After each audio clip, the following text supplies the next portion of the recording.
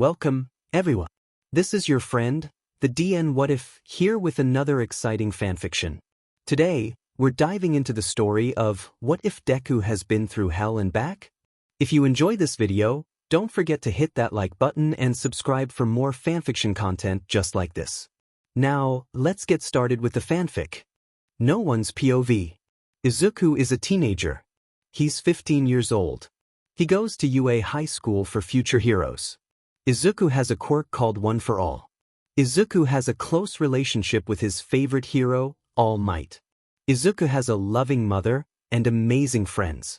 Izuku has everything he could have wanted. He's still tired. He still wants to go home. He still wants to die. Izuku groaned, cursing under his breath. Damn it, his body wasn't meant to wake up and puke everything up. The teenager sighed, feeling another wave of nausea wash over him as he heaved into the toilet. The burning substance sizzled his throat as it came out of his mouth. All those pills he had swallowed went down into the toilet, never to be taken again. There was a knock at Izuku's door, which startled him. "Hang on a minute," he yelled, spitting whatever else he had in his mouth into the toilet before flushing it. He quickly rinsed his mouth and brushed his teeth, then went and answered the door. "Deku-kun," a cheerful voice rang out. Izuku smiled at them happily. "Hey, Achiko. What's up? Did you need me for something?" he asked, wondering about the unexpected visit. Achiko giggled a little bit, making Izuku a bit wary. "It's movie night." "You coming or what?" she exclaimed, smiling happily, unaware of what had just occurred in the boys' dorm room. Izuku chuckled awkwardly. He didn't really want to go, plus he had homework he needed to do. "Aha about that. Again? You haven't been to the last 2 movie nights. Come on. It's a Friday night. There's no school tomorrow. Just one movie, please, Izuku." Izuku mentally groaned, suppressing the urge to groan actually. He sighed, giving in to Achiko's begging. "Fine. But only one movie. And I'm taking a shower before. Whose dorm is it this time? Shoto's? Tenya's?" he stated. Achiko laughed nervously. "Ihihei, well, actually. It's my dorm, isn't it?" "Yeah. Nope." Izuku started to close the door, up to no further arguments, but Achiko pushed it open. "Izuku, your room can't be that bad." "It's fine," she said, trying to get a look inside the dorm room, but Izuku covered the view. "It's really messy. We can have it in the common room or something instead." Izuku tried reasoning. Achiko rolled her eyes and shoved Izuku out of the way. He stumbled backwards, and Achiko took it to her advantage to look into the room. It was clean. Spotless. There was no All Might though, surprisingly, a poster or tiny trinket here or there, but nothing else. It was weird. The bathroom door was ajar slightly. Books were on shelves, all neat and organized. There were no clothes on the floor. His desk was actually a desk, not a mess. His room looked weirdly clean. "Wow. This is cleaner than usual. I can actually see your desk." Achiko joked. But she continued, "Don't try lying that it's messy, it usually always is. Why can't we just do it in your room?" Izuku groaned, "For real, this time. You know what, fine. It's 'cause I'm a bit sick, Achiko. I don't want you guys in here because I'm sick. So we can just do it in the common room, or I can just skip out this TI dash. You are not gonna skip. I don't care if you're sick, dying, or healthy. You are going to this movie night, Midoriya Izuku." "You fine." Achiko turned around, stepping out of the dorm. "Go take your shower, we'll meet you down in the common rooms. So be there in, at most, an hour, or as soon as possible please," she chirped before leaving to tell the others. Izuku groaned loudly, making sure Achiko heard, then he closed the door to his dorm. Izuku sighed, grabbing his pajamas. He was sick, sure, but not physically sick. He was sick in the head. There are these voices that tell him to do things, and he doesn't want to do them, but it'll stop the voices, so he does them anyway. He's sick. And he wants to get better, he truly does, but it'll only get better if he dies. It's a lose-lose situation.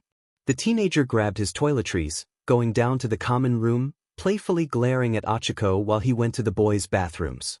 He made sure no one else was in there before he went into a shower stall and started it up.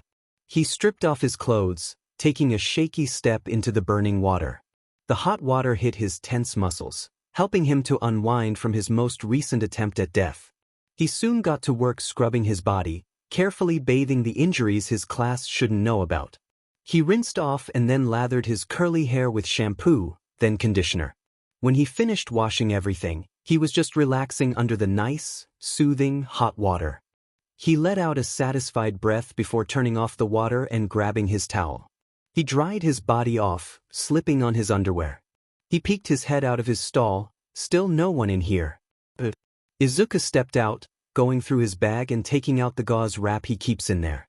He carefully wraps it around the cuts on his arms, being gentle and patient. He soon finished and deemed it good. He quickly threw on his pants and a long-sleeved shirt, then grabbed his toiletries and walked out, drying his hair while he walked to his dorm. He set everything in there, mentally preparing himself for the movie night his friends would force him to join. He grabbed his phone and walked down to the common room, where he got greeted with his friend group bickering about which movie to watch. The choices were Frozen, IT, or Mean Girls. Frozen, because it's FING amazing. Also because Let It Go, the half-and-half boy, Shoto said. Of course he'd pick Frozen, it was one of his favorite movies with songs. A couple grumbled, but there were no arguments. No. I think IT. It's Friday, and a scary movie is the perfect movie for this movie night. And Izuku is finally joining us after missing the last 2 movie nights.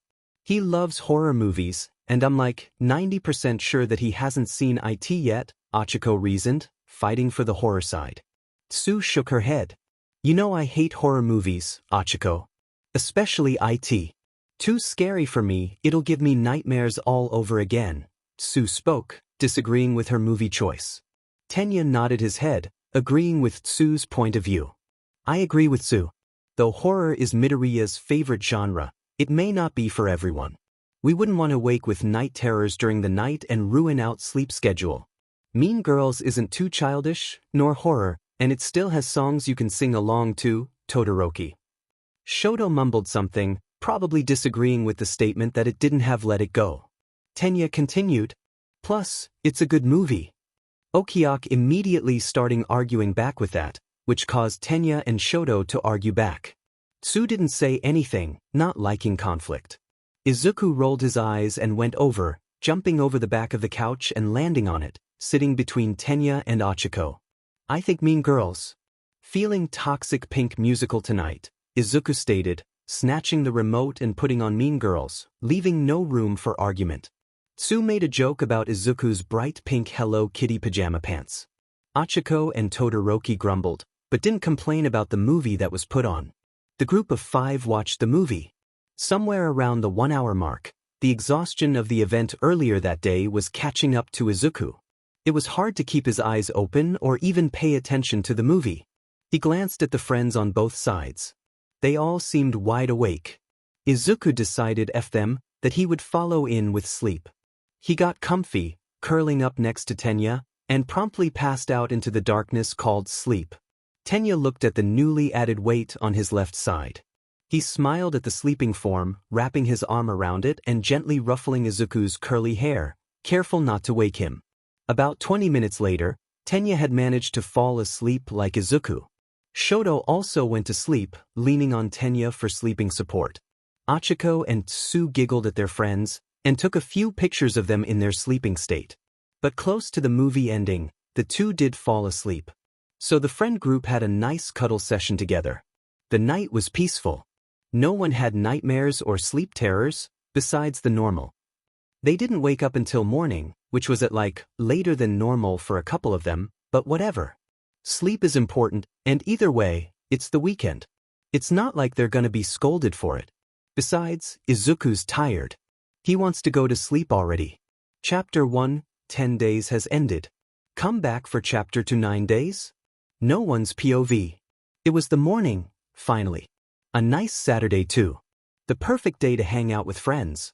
Sigh, if only Izuku wasn't so tired. He woke up, the noises of his classmates loud and buzzing with energy. He groaned, rubbing the extra sleep dust from his eyes and stretching. He looked around, noticing that he wasn't in his dorm room. The events from last night rolled in, causing him to remember the movie night his friends and he had. He must have fallen asleep during it. Oh well, at least he let himself sleep. Izuku hummed, clearing his throat as he got off the couch and onto his feet. He walked into the kitchen, spotting his half-and-half friend. Ah, perfect. A human heater, all open and free for Izuku. The boy went to Shoto's left side, wrapping himself around it and closing his eyes. Mornin', Sho, Izuku said, his voice a bit more hoarse due to waking up. Shoto hummed in response, usually not one to speak to anyone in the morning until he wakes up fully. G'morn Aizu. Shoto lightly said, which brought a smile to Izuku's face. The left side of Todoroki's body heated up a bit, and the right side froze a bit.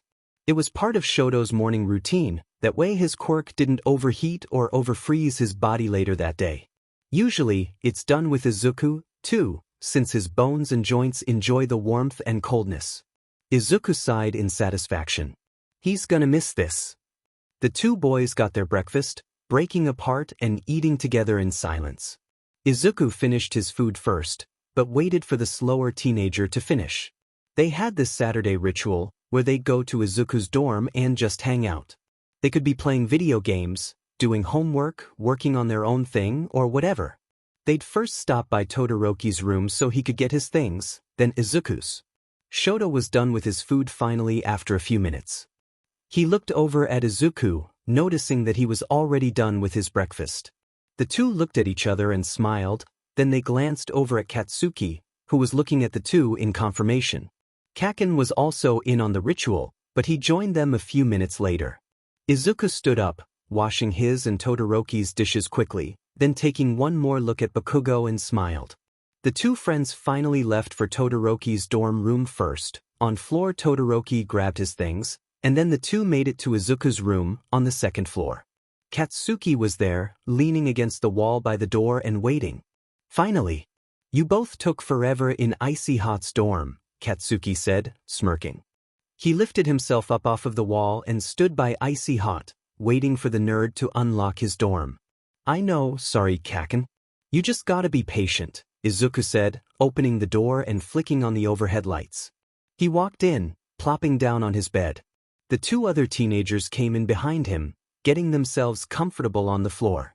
Katsuki was immediately on the TV, turning it on and getting it onto a game he has been threatening war against Todoroki in for forever, the entire week. Izuku was in his notebook with a pen in his hand, ready to write away. Shoto was on his phone, trying to learn the moves in the game quickly, but when a remote was moved into his hands, he sighed and decided to go with the best, and worst, move, mashing buttons and hoping for the best. As soon as Izuku knew the two others were busy, he flipped to the back of the notebook. He was going to write about his most recent attempt at death, the one last night. He was going to try again today too. After dinner. Since overdose didn't work, he was going to try something else. He won't say what yet though, but it just won't be pills. He wrote about that, then when he was done, he moved on to scrolling his phone. He shot a picture of Shoto and Katsuki, then posted it online. Izuku giggled gently at the two teenagers, and at the buzz of both of their phones. They both quickly glanced at them to check the notification. Katsuki whipped his head around to look at Izuku. Todoroki logged into his phone and smiled at the post. Nice shot Aizu, Shoto complimented. Bakugo snatched the phone out of his hands and looked at the photo. Stalker, Katsuki muttered out. Izuku laughed. The teenagers continued with playing video games, Izuku joining in the game a bit later in their hangout. They all chilled and laughed and overall enjoyed their time together. Same time next week? Izuku joked when they were leaving his dorm. Shoto chuckled and nodded his head. Katsuki playfully rolled his eyes and said, I'll make sure to clear my calendar. They all knew he never had plans Saturday morning.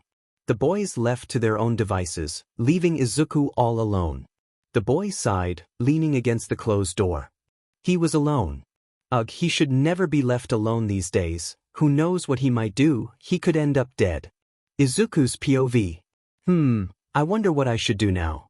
Kaken and Shoto left my dorm, so I probably shouldn't disturb them. Achiko's probably hanging out with the girls, and I really don't want to deal with that right now. Again. I shivered at the thought of last time. Ugh, I couldn't get rid of glitter for weeks. I thought back to what Ida and Sue would be doing right now. Ida's probably studying for the upcoming test in ectoplasm's class. I already studied, though I don't think I'll be joining. I hope I won't be joining. Sue is probably talking with her family on call or also with the girls, both of which I really don't want to disturb. So that leaves not a lot of people. Well, my bathroom does need major cleaning due to the incident of my failed attempt last night. Ugh, I guess I'll clean my bathroom for tonight's attempt. No one's POV. While Izuku was cleaning his messy bathroom, another student of 1A was bored and in need of wanting something to do. The first person they thought of who was most likely doing nothing important and down to hang out with them was Midoriya, the class cutie.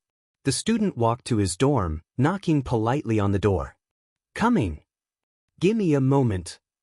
Izuku called from inside his dorm. Izuku opened the door, looking at who knocked on his door. Shoji, it's nice to see you. How are you? What did you need? Izuku cheerfully said, as if he didn't almost try to down a bottle of toilet cleaner. Shoji smiled nervously, though you wouldn't be able to see it through the mask. He didn't know if Midoriya would want to hang out with him. Hey Midoriya. I was wondering if you would like to hang out together, he said. Midoriya smiled happily. I'd love to, but maybe not in my dorm. I'm cleaning the bathroom right now and it smells like purely headache-inducing hospital, Izuku replied. Shoji could at least smell that much. Midoriya asked a very important question. Hey, have you ever played Mario Kart? Have I ever? I'm practically the king of that game. Shoji stated proudly. Midoriya smirked. Yeah, well I'm basically the god of that game. Is that a challenge? Hell yeah it is. And that's the magical story of how they ended up playing Mario Kart for about 2 hours straight. A knock at the door disrupted the game. Yo, Shoji, I wanted to swing by to pick up those romance novels you recommended to me. Hey Midoriya. Didn't know you'd be in here. Anyways, those books, is that Mario Kart? I'm literally the master of that game. Scoot over. Kaminari said, shutting the door and squeezing in beside Midoriya. Anyone got an extra remote? Nah, I'm using Midoriya's remote, sorry bro, Shoji said, getting up and grabbing the book he told Kaminari about. All good dude, Kaminari said, nodding in understanding. Midoriya chuckled. I have another remote. It's in my room though, so I'll have to go grab it real quick, Midoriya said, standing up. Ooh. Group buddy trip to Midoriya's room. And the kitchen too please, if we can. My stomach is speaking to me. As if on cue, Kaminari's stomach grumbled in hunger. Shoji and Midoriya laughed, Kaminari joining in. The group of 3 traveled to the kitchen first, grabbing some snacks and drinks for their little party of 3. Then they all went up to Midoriya's room. The lingering smell of bleach and hospital littered the room. A bottle of window cleaner sat on the desk, a cloth and cup next to it. Midoriya quickly collected the needed remote.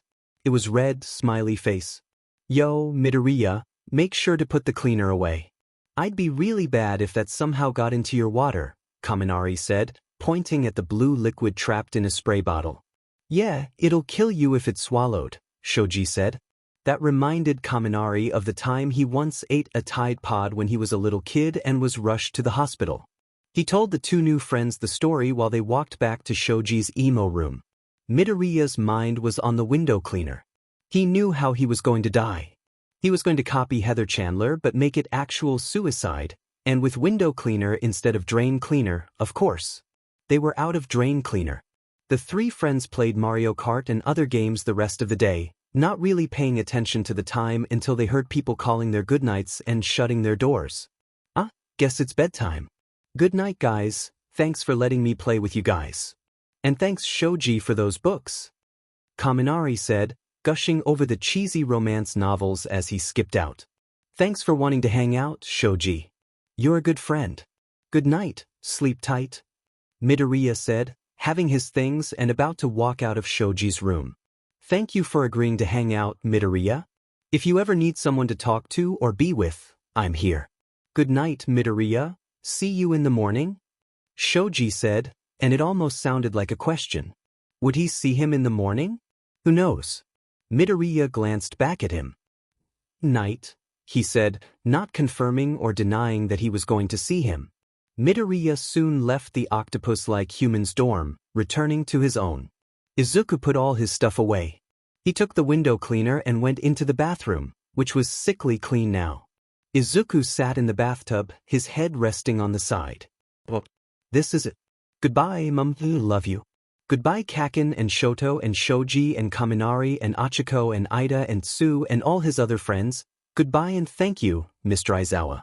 Goodbye everyone, and sorry for the tragic pain you all will go through and receive.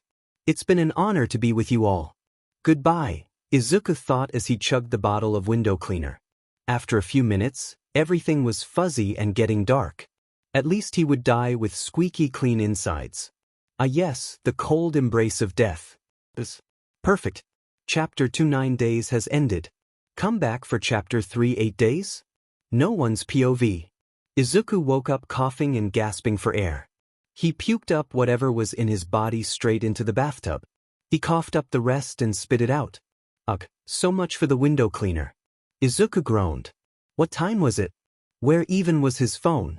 Did he make sure to put it on the charger?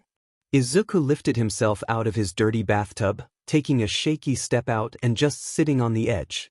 God, he felt dizzy. He was going to get his foot out, but he slipped, causing him to fall back into the bathtub and into the vomit. Ew, gross. Izuku groaned and sat up. He stood up, using the rail on the wall for support. Good thing he asked for there to be a rail and seat in the shower, otherwise he would still be sitting in his puke. Izuku sighed, fighting off the dizziness.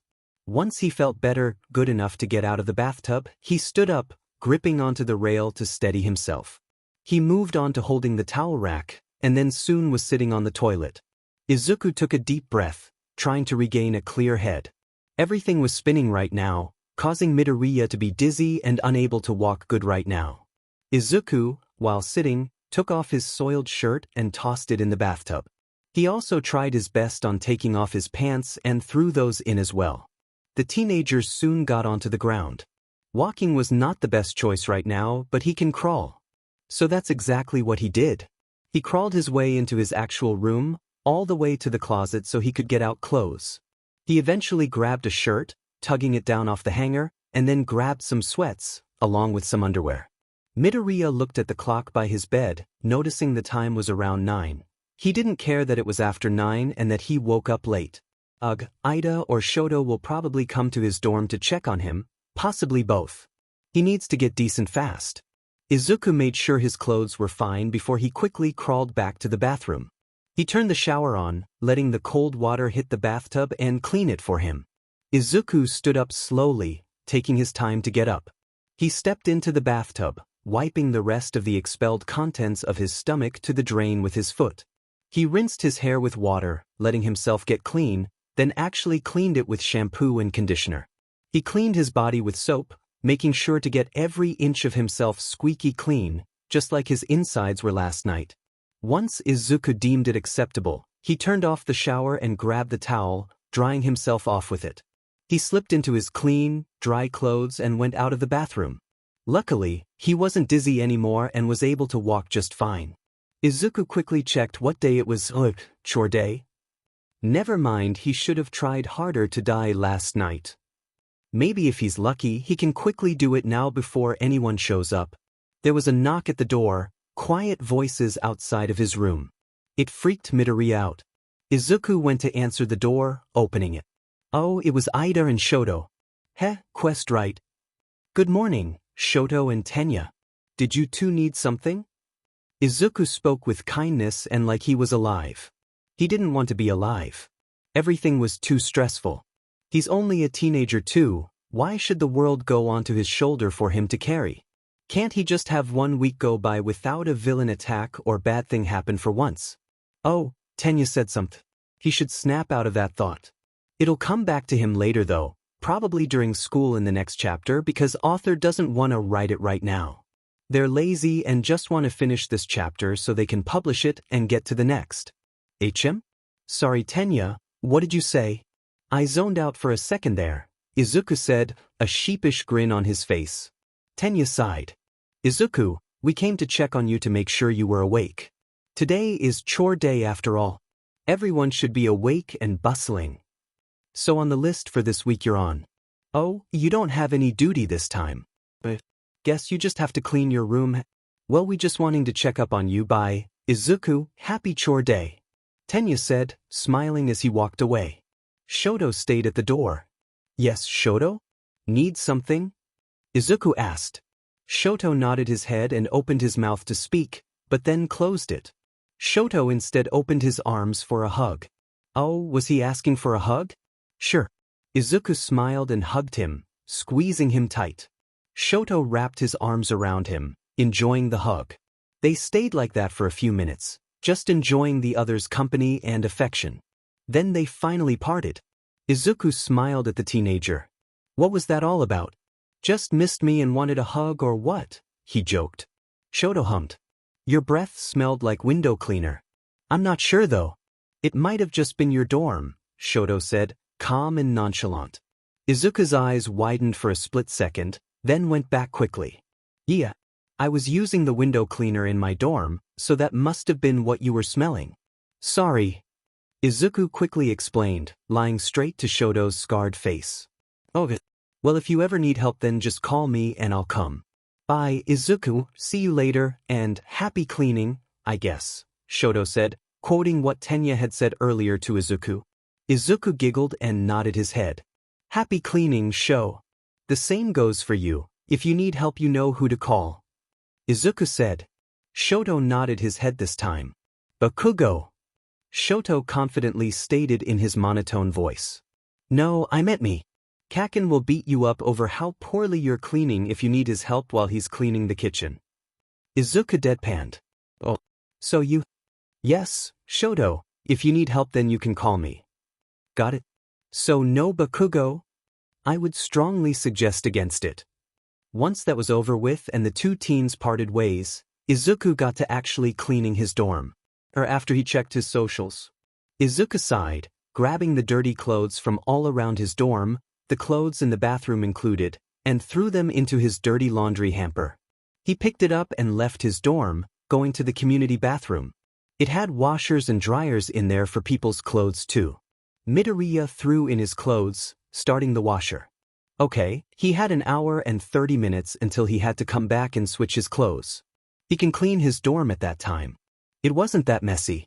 Izuku went back to his room, starting up music before he went to pick up loose items off the floor. He put them in their respective places and soon got the vacuum from one of his classmates. He quickly dusted and vacuumed the room, handing the sucker-upper to the next person. His phone buzzed with a notification when he closed his room's door. He popped it out to check on it. His friends were having a conversation on his latest post. He better check that out. He made sure to respond too. Izuku laughed and put his phone away, then he continued to clean, spraying everything down and deep clean them. He also especially made sure to clean the bathroom. Most definitely the tub. That was a mess.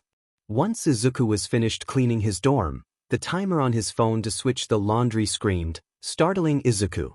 He quickly turned it off, going down to the bathroom. The teenager checked to make sure the washer was finished running before moving the clothes to the dryer, turning it on to the right setting before starting another timer on his phone.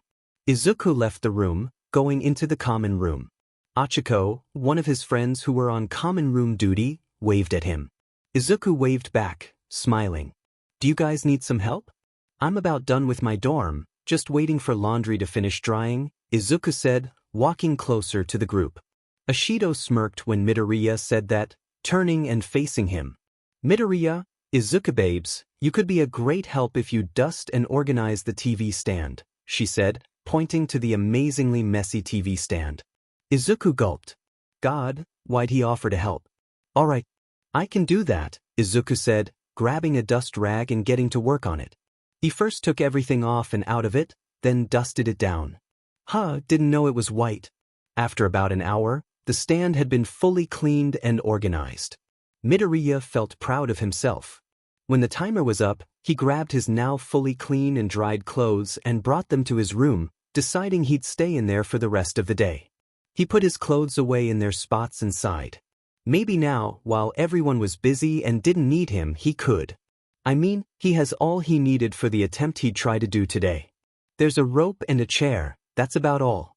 The ceiling fan could support his body weight, he's tested it. Izuku took a breath, sitting on the chair by his desk. He opened the drawer, taking out the rope in there. He started to knot it, not talking or having any noise in the background. He knotted it in silence, letting his mask crumble. Izuku was tired. Izuku didn't want to do this anymore. He didn't want to live his life anymore. Just as Izuku moved the chair, his phone rang. Weird, he didn't have any timers or alarms. He took out his phone, checking what it was buzzing about. Oh, it was his mom calling him. He better pick this up. Hello? What's up? Izuku said, greeting his mother. Inko said something back, causing Izuku to smile. His mask got pulled up and glued back together. Inko and Izuku talked for a while. Heck, it was almost 7 when they wrapped up their conversation. Alright, bye mom, I love you so much, Izuku said, truly meaning his words. Inko said bye and I love you back to her son, whom she loved dearly. Then they both hung up. Izuku sighed, putting his phone off to the side on his desk. Welp, at least he got to talk to his mom one last time. Gosh, he hopes she isn't sad about this. His reasoning was in the letter, so hopefully she would understand. The teenager stood up on the chair, tying the rope to the ceiling. He wore it like a necklace, taking what would hopefully be his last breaths. Midoriya kicked the chair out from under him, letting himself fall. He didn't land on his feet, he was just above the ground. He couldn't breathe well, and his vision was getting all spotty. His head felt tingly due to the lack of oxygen. Suddenly, there was a knock at the door. It startled Izuku. He was still alive and conscious. No one should see him like this besides himself. Izuku quickly grabbed onto the scissors in his back pocket and quickly cut the rope. He fell to the ground with a thud, trying his best to gasp for breath as quietly as possible. Give me a moment, Izuku said, breathing between words. He quickly took down the rope and yanked it off, throwing it into the bathroom through the open door. He set the chair upright, though there was no time to put it at the desk. Oh, it's fine like this. Izuku quickly went to the door, answering it. Yes? What did you need? He asked, opening it just to reveal Achiko. Oh, hi, Achiko. Achiko smiled. Hey, Deku-kun. Me and the class were wondering if you would like to join us for a movie. It won't last long, I can assure you that, she said cheerfully. Midoriya smiled back, acting as if he didn't just try to kill himself. I will. Let me get changed into my pajamas first, then I'll join you guys. I'll be down in a bit, Izuku said, trying to hide his neck subtly. Achiko nodded her head, then glanced inside of Izuku's dorm. Why is there a chair in the middle of your room? What, were you trying to hang yourself before I got here? Achiko joked, laughing a bit. Izuku awkwardly laughed with her, for that was what actually went on. Nah, I was just changing one of my light bulbs. Too short to actually reach it though, so had to use my chair, Izuku casually said, pointing at one of the brighter bulbs. Achiko hummed, believing the lie. Truthfully, the last time a light bulb was changed in that room was over a month ago, and it was because Izuku accidentally hit it with a weight and smashed it. The shards got everywhere and cut Izuku. He had to clean that mess up. Achiko said something, then left to go downstairs. Izuku closed the door, and once it was fully shut he let out a breath he hadn't known he was holding. Izuku quickly changed into his pajamas, the same pink Hello Kitty pants and a random shirt as the first chapter. He went down to the common room. People were buzzing around, chatting and overall having a good time. None of them knew what had just occurred in the Sunshine students' dorm only minutes ago. Izuku got himself some dinner and sat down on the couch, chatting with some of his friends. A few moments later, a movie was put on and the class gathered around, getting cozy and watching the film. About 20 minutes into the movie, Izuku let the familiar darkness called sleep overcome him. He soon fell asleep, not really caring that it was around all his classmates or while they were watching something. He was tired and right now, he just really needs some sleep. So he slept, and he slept, till morning until he had to wake up for the dreaded event called school. Chapter 3 8 days has ended. Come back for chapter 4, 7 days? No one's POV. It was a normal morning. Izuku woke up on his bed. Wait, on his bed? He didn't fall asleep on his bed? He fell asleep on the couch. Izuku tried to rack his brain for any possibilities as to why on earth he would be in his room. The memory of someone carrying him came back. One of his classmates must have brought him to his dorm when the movie was finished. Yeah, that must have been what happened. Oh no. Please say the person that brought him there didn't look into the bathroom. Izuku quickly got up out of his bed, tripping over the blankets and bringing it all down with him on the floor face first.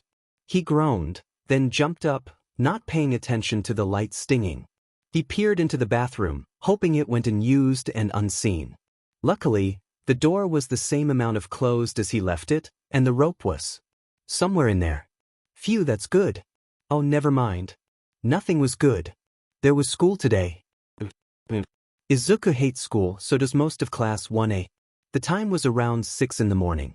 Class started around 8, so 2 hours until class. That'll give Midoriya plenty of time to get ready.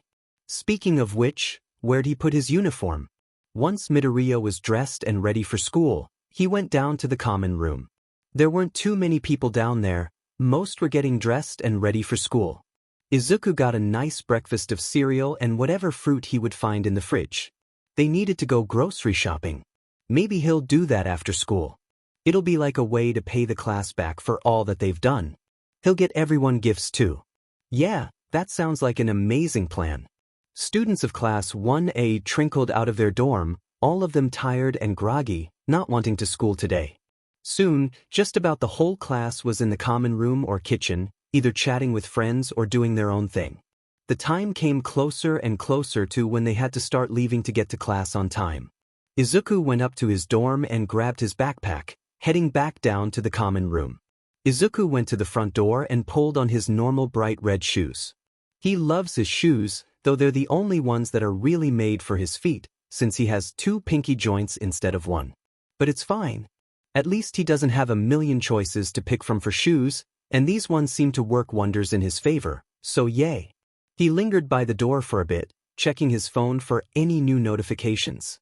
Soon, his classmates started exiting the dormitory, heading to the main campus.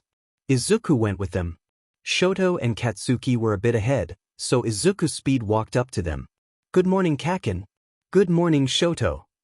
Izuku gleefully said with a bright smile, despite it being Monday morning. Katsuki hummed, his face looking as bitchy as ever. Shoto looked at Midoriya. Morning, Midoriya. Are you ready for class? He spoke, trying to strike up a conversation. Izuku smiled and nodded his head. Yeah, I am. I heard that today we were Izuku rambled on. Usually he was the one to talk on their way to school, and the others muttered something to add on to the conversation. It lasted the entire walk to school.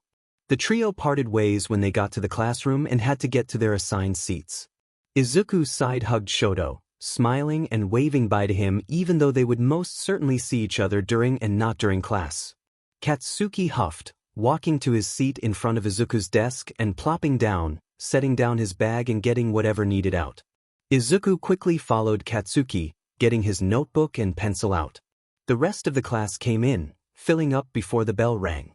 They talked noisily and a lot, but they were silenced with their teacher, Aizawa, walked in. Class, today you guys will. Izuku started to tune out then, his mind wandering places.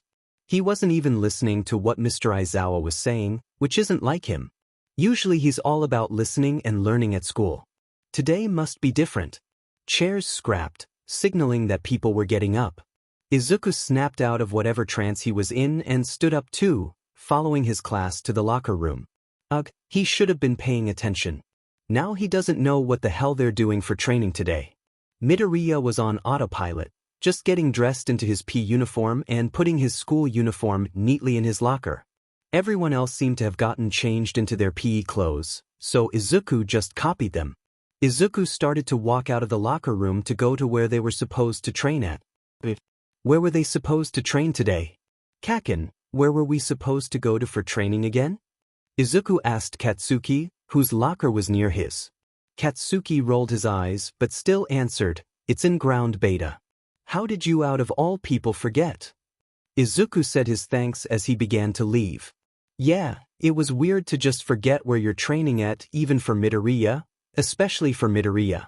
Was he feeling alright? Katsuki quickly got dressed, finishing just as his childhood friend walked out of the locker room. Katsuki threw his clothes in the locker and slammed it shut before hurrying out of the room. He was trying to catch up to Izuku. Izuku! Katsuki called out, running to stand by Izuku. The two continued walking when Katsuki got there. Are you feeling okay today? You better not be fucking sick. We're sparring today and I don't need your butt beat. Even though Katsuki would never admit it, he worried and cared for all his friends. He just has a unique way of showing it. Like when Shoto had a breakdown over the homework, Katsuki helped him through it and made him food. Yes, he had a lot of colorful vocabulary, but it showed Shoto that Katsuki cares. It was the same with the self-proclaimed Baku squad. Katsuki cares about all of them, hell he cares about the whole class. Except he would rather put a gun to his head and pull the trigger than actually admit that. Izuku smiled. It didn't reach his eyes. Yeah, I'm fine. I'm just a little bit sick right now, but it'll get better soon. I'm perfectly fine to train, he said. Izuku wasn't telling a full lie. He was sick. In the head. All the thoughts in there are sick and tell him to do things he doesn't want to do, but they'll only get louder if he doesn't do it, or if he does something wrong. They'll be quiet if he does what they tell him to do. And they're telling him to hurt himself and die. It's not pretty thoughts or voices, but he can't really stop it. He doesn't want to be a burden and ask for help, but he doesn't know how to make it stop. He only knows to do what they want for them to shut up. Sometimes the voices keep him awake at night, and he's unable to sleep. And sometimes they just don't stay quiet. They'll talk and talk and talk, and drive Izuku insane. That's not a pretty sight, either. Izuku! Katsuki yelled, dragging Izuku back to reality. Izuku hummed, looking at Katsuki's crimson eyes. You zoned out. Fucker better not get hurt or else I'll beat your butt myself, the blonde said, looking away. He was worried about Izuku. It was something about his eyes, about his face. They just looked so tired. It was like he was an old man waiting for death to come and take him already. It was just sad. He had this 1,000-yard stare, like he wasn't all the way there. There were these bags under his eyes that were darker than ever, and he didn't even bother to cover it up. And he smells like pills and cleaner. Pills and cleaner. Izuku shouldn't be smelling that way. He normally smells like sweets and strawberries. Sweets and strawberries? How does a person go from sweet strawberries to chemical drag scent? Katsuki couldn't wrap his head around that. Izuku was worrying Katsuki a lot. It wasn't a good thing, since Katsuki sweats whenever he's worried. God, his sparring partner is going to go through hell and back when they're done. Training went just fine, but Izuku seemed distracted during the entire thing. He ended up getting hurt and having to go to Recovery Girl at the end of class with Kaminari, who got blasted with one of Katsuki's explosions. Ashido apologized profusely for that. Other than that, school seemed to go by quickly. Except math. They were doing a packet given out. It was due tomorrow at the beginning of class. So basically homework. The voices were getting a bit loud. They just wouldn't shut up. Izuku's POV. NGL loved writing this part. I can't seem to focus on my schoolwork right now. Everything else is just too distracting right now, and I can't seem to get my mind off of the thought of leaving this mortal plane. The thought of it actually happening seemed so much better, like a load taken off of everyone's shoulders. It'd definitely be a big load off mine. I mean, I'm given a quirk after living basically all my life quirkless, and so I need to master that. Then I'm handed 6 more quirks. And I'm supposed to master them all before I basically go to war against this villain that's been alive for generations and is basically OP and immortal. So it's just about suicide. I now have the weight of the world put upon me at the ripe age of 15. I'm in my first year of high school. And because of said quirk, I get hurt almost every time I use it. Yes, I've mastered it enough to the point where I no longer get hurt and break my bones, but in the beginning I was breaking all 206 of my bones, or that's what it seemed like. So I was worrying everyone, especially my mom. I hate to make her worry about me. There's too much on her plate, I didn't need to add my broken bones on there too. And I'm not even going to get started on middle school. I got bullied so much then. And for what? Not having a quirk. Well, now that I finally have a FING quirk, they look up to me and love me. What kind of bullshit is that? I have more scars than I do friends, and more than the average teenager has. I'm never able to be just a teenager. I can never just hang out or go through my day without wanting to die or having to be older than I should be. I'm 16. I want to go somewhere with friends and not have to worry about villains. I want to make dumb decisions and make mistakes that I'll regret later, but I won't care because I had FANG fun. I want to indulge in junk food and yell at sappy English dramas. I want to get rid of my constant pain, both my physical and mental pain. I want to spend just one day, not hating myself, just to relax and spend on my own. I want a break. I need a break. I want a lot of things. I want the thoughts in my brain to be silent. But I can't have that. I can't have any of that. I just need a break from everything for a while. Some time to recharge. But I never do have the time between school and friends and villains to do any of that. But I'm told if I just die, I can have my break for as long as I want. And I wouldn't even have to worry anyone anymore or burden them. It'd be like a dream come true. That's why I'm trying my best.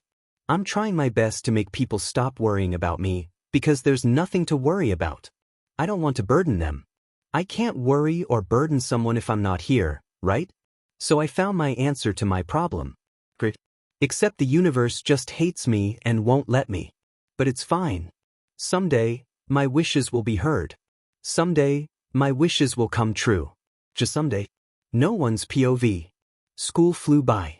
It was let out, and Midoriya went shopping for groceries. He didn't have enough room to get gifts, but it's fine. He'll just make everyone gifts.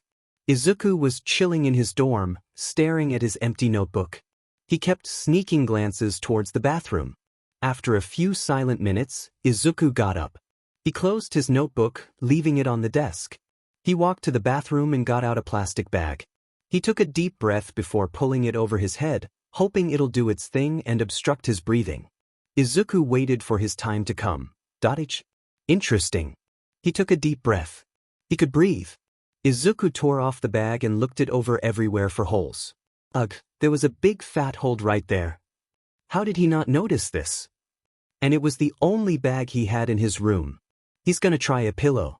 He did not do that angsty BS during class just for this to happen. Izuku tried a pillow to suffocate himself. That didn't work either. He couldn't get the right angle. The teenager screamed into his pillow, kicking his bed. This was so frustrating. Why couldn't it just happen the first time? Oh yeah, 'cause if any of his attempts worked, this wouldn't be a fanfiction. Izuku thinks this fanfiction can go F itself. Hey, that's not nice. He groaned, and just as he did, a knock came from the door. He just groaned louder into the pillow so it was muffled. Gimme a moment. He yelled, getting up and kicking the plastic bag to the side on his way to the door. He opened it up, peeking out at who would be knocking right now. Oh, it was Kaken. Hi, Kaken. Is there a reason you came here? Izuku asked. He wasn't trying to be mean or sound angry, but you know. I was wondering if you would like to join me and Icy Hot for a movie in my dorm, Katsuki said, glancing in Izuku's dorm. What movie is it going to be? Izuku asked. He leaned against the door frame and pulled the door with him. It's gonna be IT. The half-cooked Hot Pocket hasn't seen it before, so I plan on traumatizing him tonight.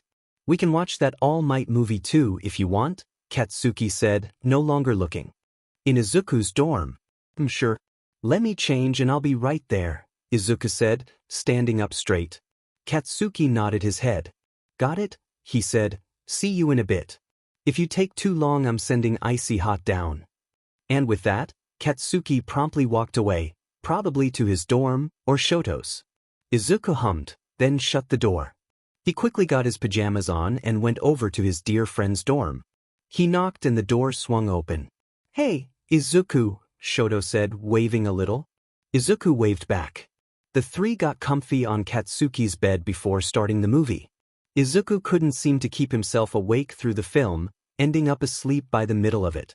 Shoto was freaking out, But now he didn't have anyone he could shake or hit while being freaked out and scared.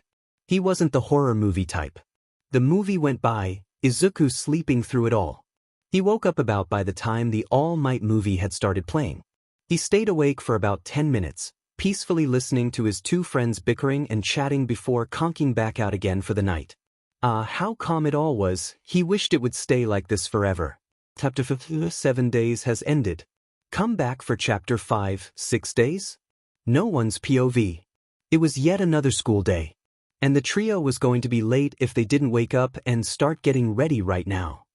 Shoto groaned and stretched out, hitting something with his foot and elbow. Usually he doesn't hit anything when he stretches out. He opened his eyes to see what he hit, only to see a half-awake fuming Bakugo.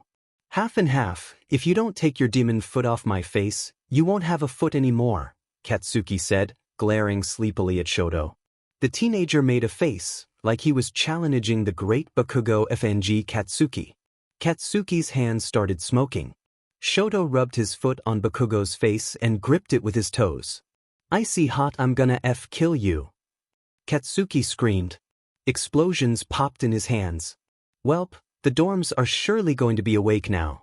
Shoto giggled while frantically getting off the bed, taking his feet back before the hot head could explode them. He fumbled with the doorknob, getting it open just in time and sprinting out.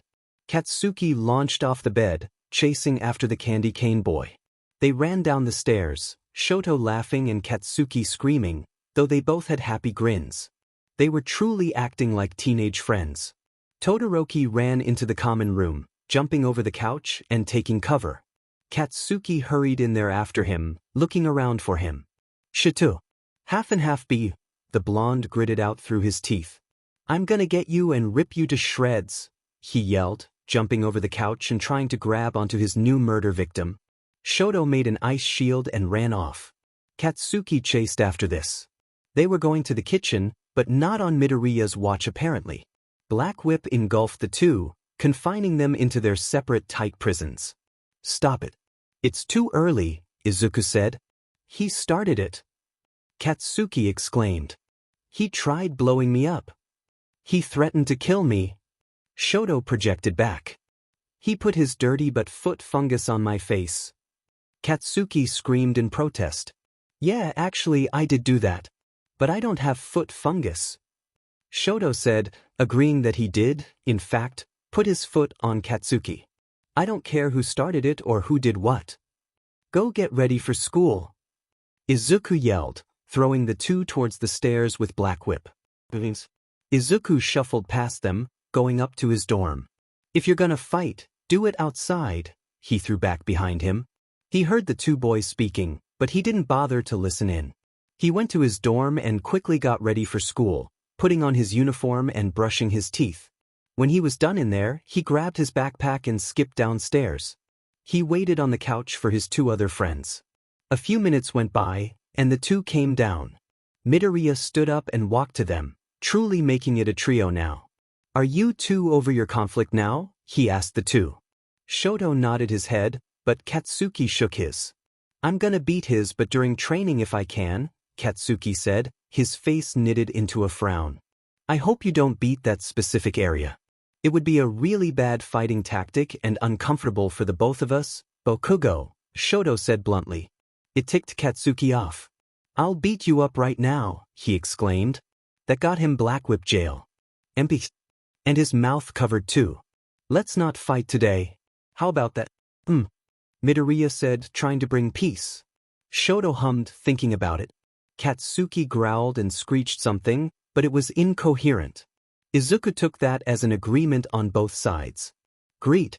Splendid to come to an agreement of no fighting today, he happily said, releasing Bakugo of jail. The blonde dropped to the ground, landing on his feet. He has the resemblance of a cat. The three continued their way to school, chatting about whatever topics were brought up, for example, how Todoroki liked the movie IT. He went on a long ramble about how much more scary it was than his father abusing him and his mother pouring boiling water on his face. That caused multiple laughs from Katsuki. They soon got to their class. Ugh, never make me watch horror movies again please. I'll seriously cry, Shoto shuddered at even the thought of it. Katsuki cackled out a laugh, heading to his seat with Izuku following behind him. The rest of the class got there, socializing and overall being loud. Aizawa got there and stood at the front, watching them all. He rubbed his temples, a headache coming on. "Settle down and get into your seats," Aizawa spoke, looking as tired as ever, and like he didn't want to be there. "Don't they all?" The students of 1A that weren't already sitting rushed to get to their desks. Aizawa sighed. "When will this class ever learn? Work on any schoolwork you have from other classes," Aizawa said. It was surprisingly easy today." Katsuki grumbled something under his breath, probably about not being able to spar with Todoroki during training today. "Oh well, he'll be fine." The school day ran and went on, letting the students leave when the final bell rang, signaling that the school day had ended and it was 3. "Remember to do your homework and not do dumb decisions," their homeroom teacher said, shooing the students out.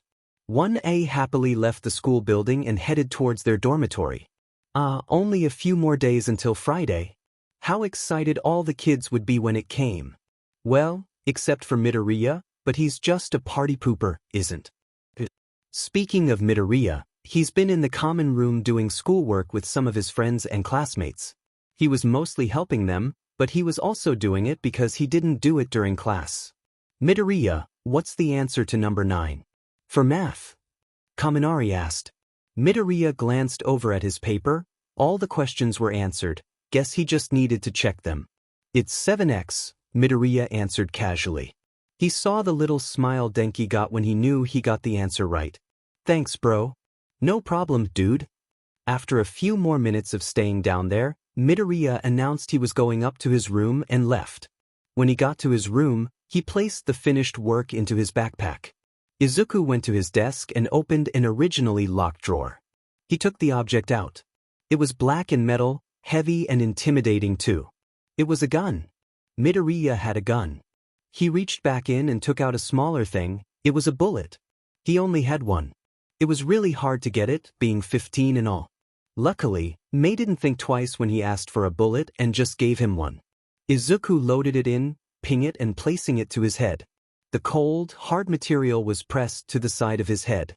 Izuku inhaled some fresh air from outside, feeling the air brush past him and come in through the open balcony door. He pulled the trigger. Izuku's POV. "What happened? Is this death?" I opened my eyes, looking around. I tried pulling the trigger again, but this time it wouldn't go. I brought it down, inspecting the gun. Damn it. It was jammed. I hit the gun a few times, hoping it would unjam so I could continue with my plan. I only got one bullet after all. I pulled the trigger again and... bam. Aizawa's POV. Bet you didn't expect that. I heard a gunshot go off. I looked back at where I heard it come from. It came from Midoriya's dorm. I was just checking in on my class and looking at the floors.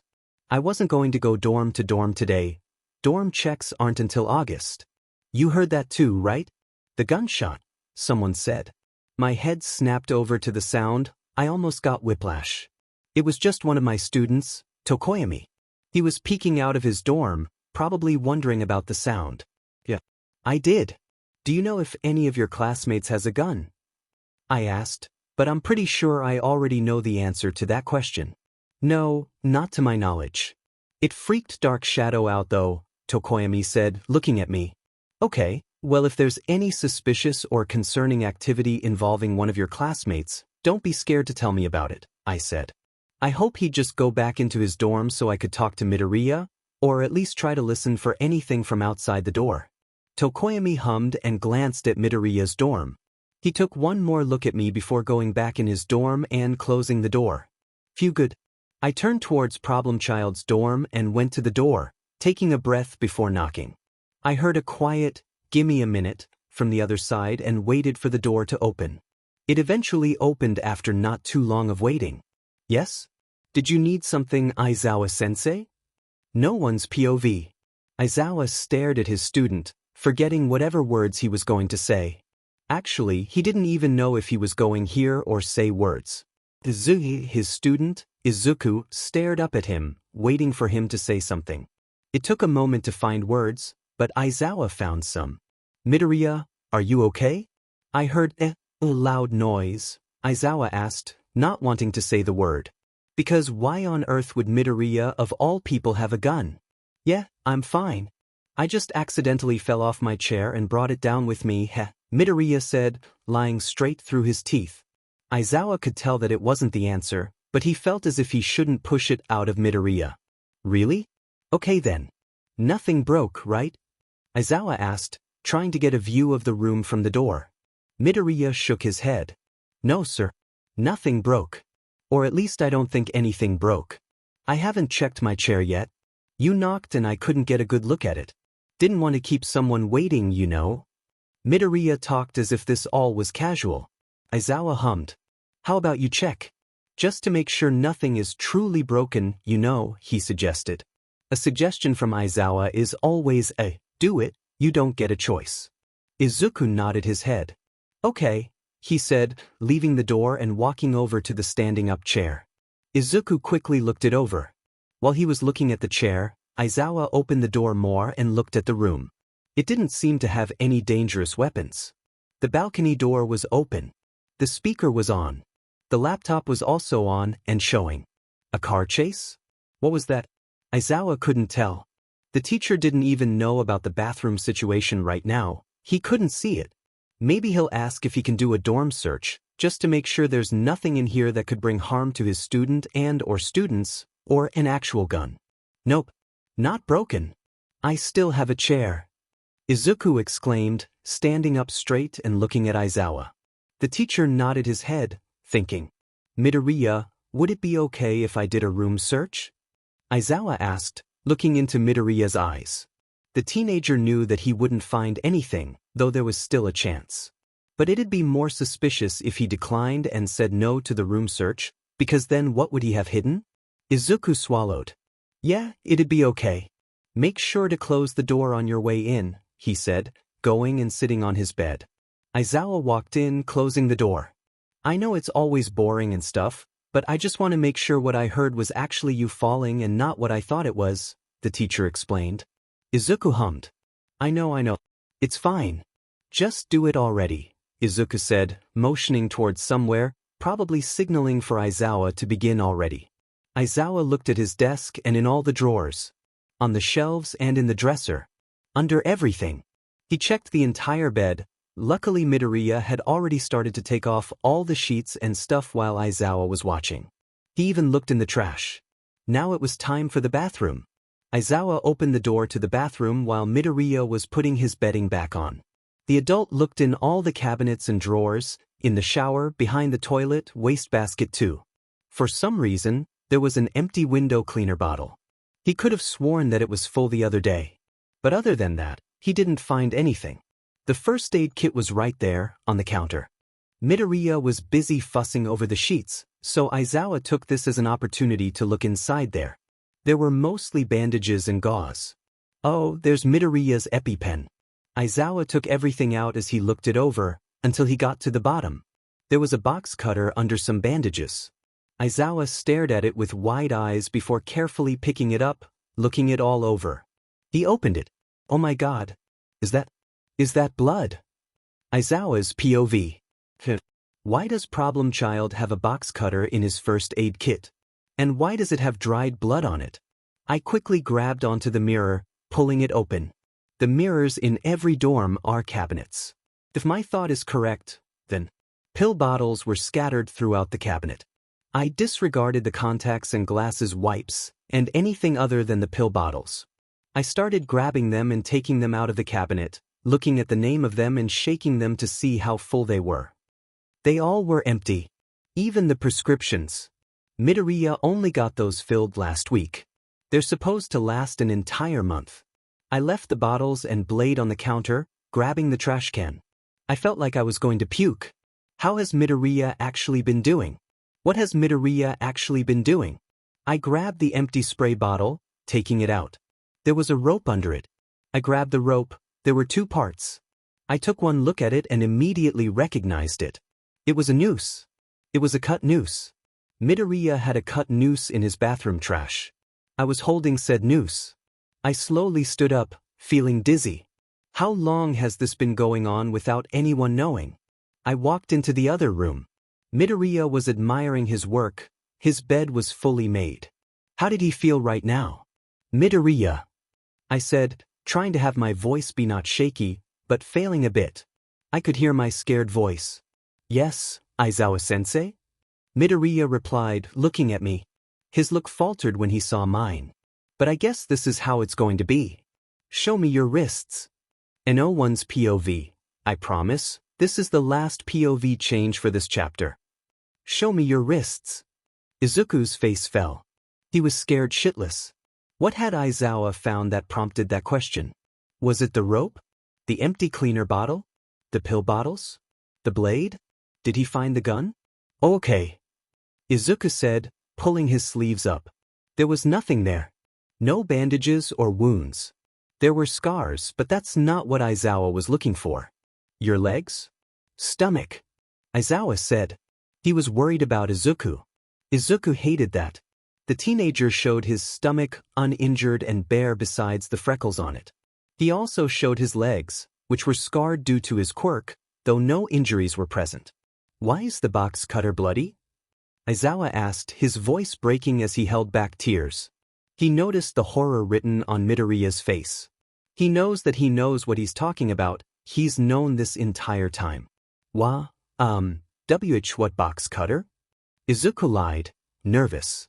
He wasn't looking at Aizawa, and that was a clear sign that he knew what Aizawa found. The blade, the suicide attempts, everything. The box cutter I found in your first aid. It was at the bottom and it had blood on it. You want to talk about it? When was the last time you did it? Aizawa spoke. He spoke with tears in his eyes and a sob stuck in his throat. It broke Midoriya. I don't want to talk about it, Izuku said, choking back tears. He admitted to it all. He admitted that it was the truth. That's all Aizawa needed to know. Okay, buddy. You don't gotta talk about it. I just want to know the last time you hurt yourself was, Aizawa said. His hands were shaking. The teacher manual did not say anything about this. It was scary. The thought of losing his his kid. The thought of losing his kid was terrifying. Midoriya bit his lip to try to suppress the tears building up in his eyes. Sunday, he muttered out, taking a shaky breath. He looked away in shame. No one wants to tell their teacher out of all people this. Aizawa exhaled. So that's why there weren't any injuries. He went to Recovery Girl yesterday and got healed, so they must have disappeared along with his actual injury from class. Okay, it's okay, today's only Tuesday. Okay, it's okay. It's okay, kiddo. You've been clean for 2 days, I'm so proud of you. And I'm so sorry to ask this, but when was the last time you tried to kill yourself? Aizawa said, keeping his eyes on Midoriya. This was an important conversation, and Aizawa couldn't be prouder of his demon problem child for telling him about all this. Midoriya was hesitant to answer.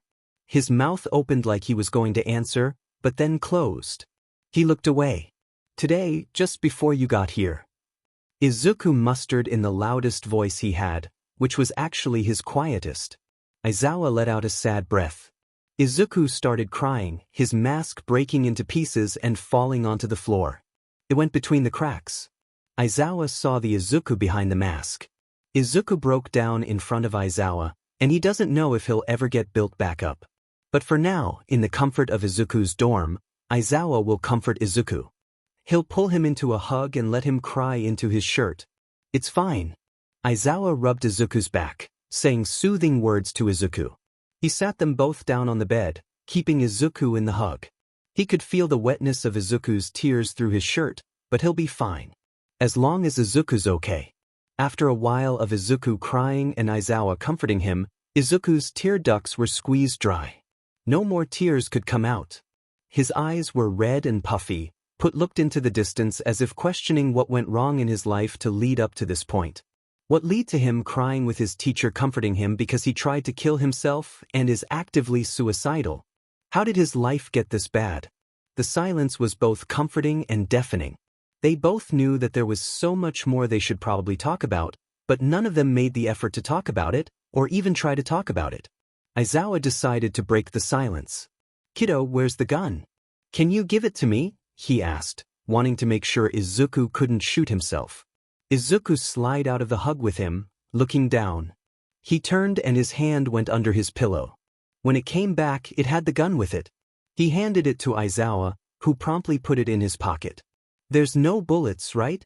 You don't have any more? He asked, making sure he truly didn't have anything else. Izuku shook his head. I'm going to go, okay? If you need anything then call or text me. Or get one of your classmates, okay? Aizawa said. He wanted to make sure Izuku was in a good enough mindset before he left. Izuku hummed in agreement, still not making eye contact. Aizawa went to the door, putting his hand on the doorknob. He paused, then turned around and spoke. And Izuku, I won't report you or tell your mom. But if you ever need someone to talk to, then there's me or another one of your teachers, or even the school counselor. Your friends could work too. You have people that care deeply about you. Izuku looked up to look him in the eyes. They looked dead. Aizawa opened the door and stepped out. And Izuku? I would suggest sleeping in a friend's dorm tonight. There's Bakugo or Todoroki, or someone else. If you need, my room is open for you. The couch is always set up for whoever needs it, he said before closing the door and walking away. The teacher walked down the hallway. He heard a door open behind him. Wait, Aizawa-sensei? Midoriya spoke, stopping Aizawa. He turned around to face his student child. Yes, Midoriya? Aizawa said, prompting the teenager to say whatever it was they were going to say. Izuku looked down at his feet, like he was scared to be rejected of whatever his sentence was going to be about. Will you come with me to refill my prescriptions tomorrow? Midoriya asked, looking up at Aizawa with pleading eyes. Like if he said yes, he would have a reason to not try to kill himself tomorrow. Aizawa smiled a warm smile. Of course I can, Izuku, he replied. Izuku smiled, the scared expression on his face melting off.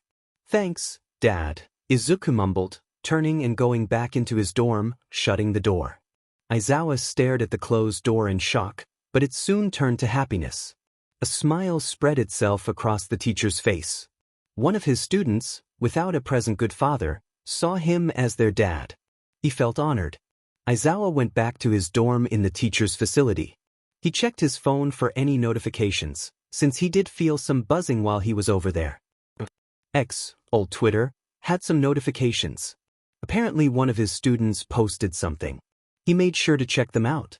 That one must have been before Aizawa came to his dorm. It was about Midoriya trying and failing to shoot himself. He went to the next one. Midoriya was on his phone during the room search, so he must have posted it in that time. That was about the time he came by. Midoriya had posted that he hated room searches. Who doesn't hate room searches though? Aizawa clicked on the last post from Midoriya. Midoriya loves his dad. Midoriya called Aizawa dad today.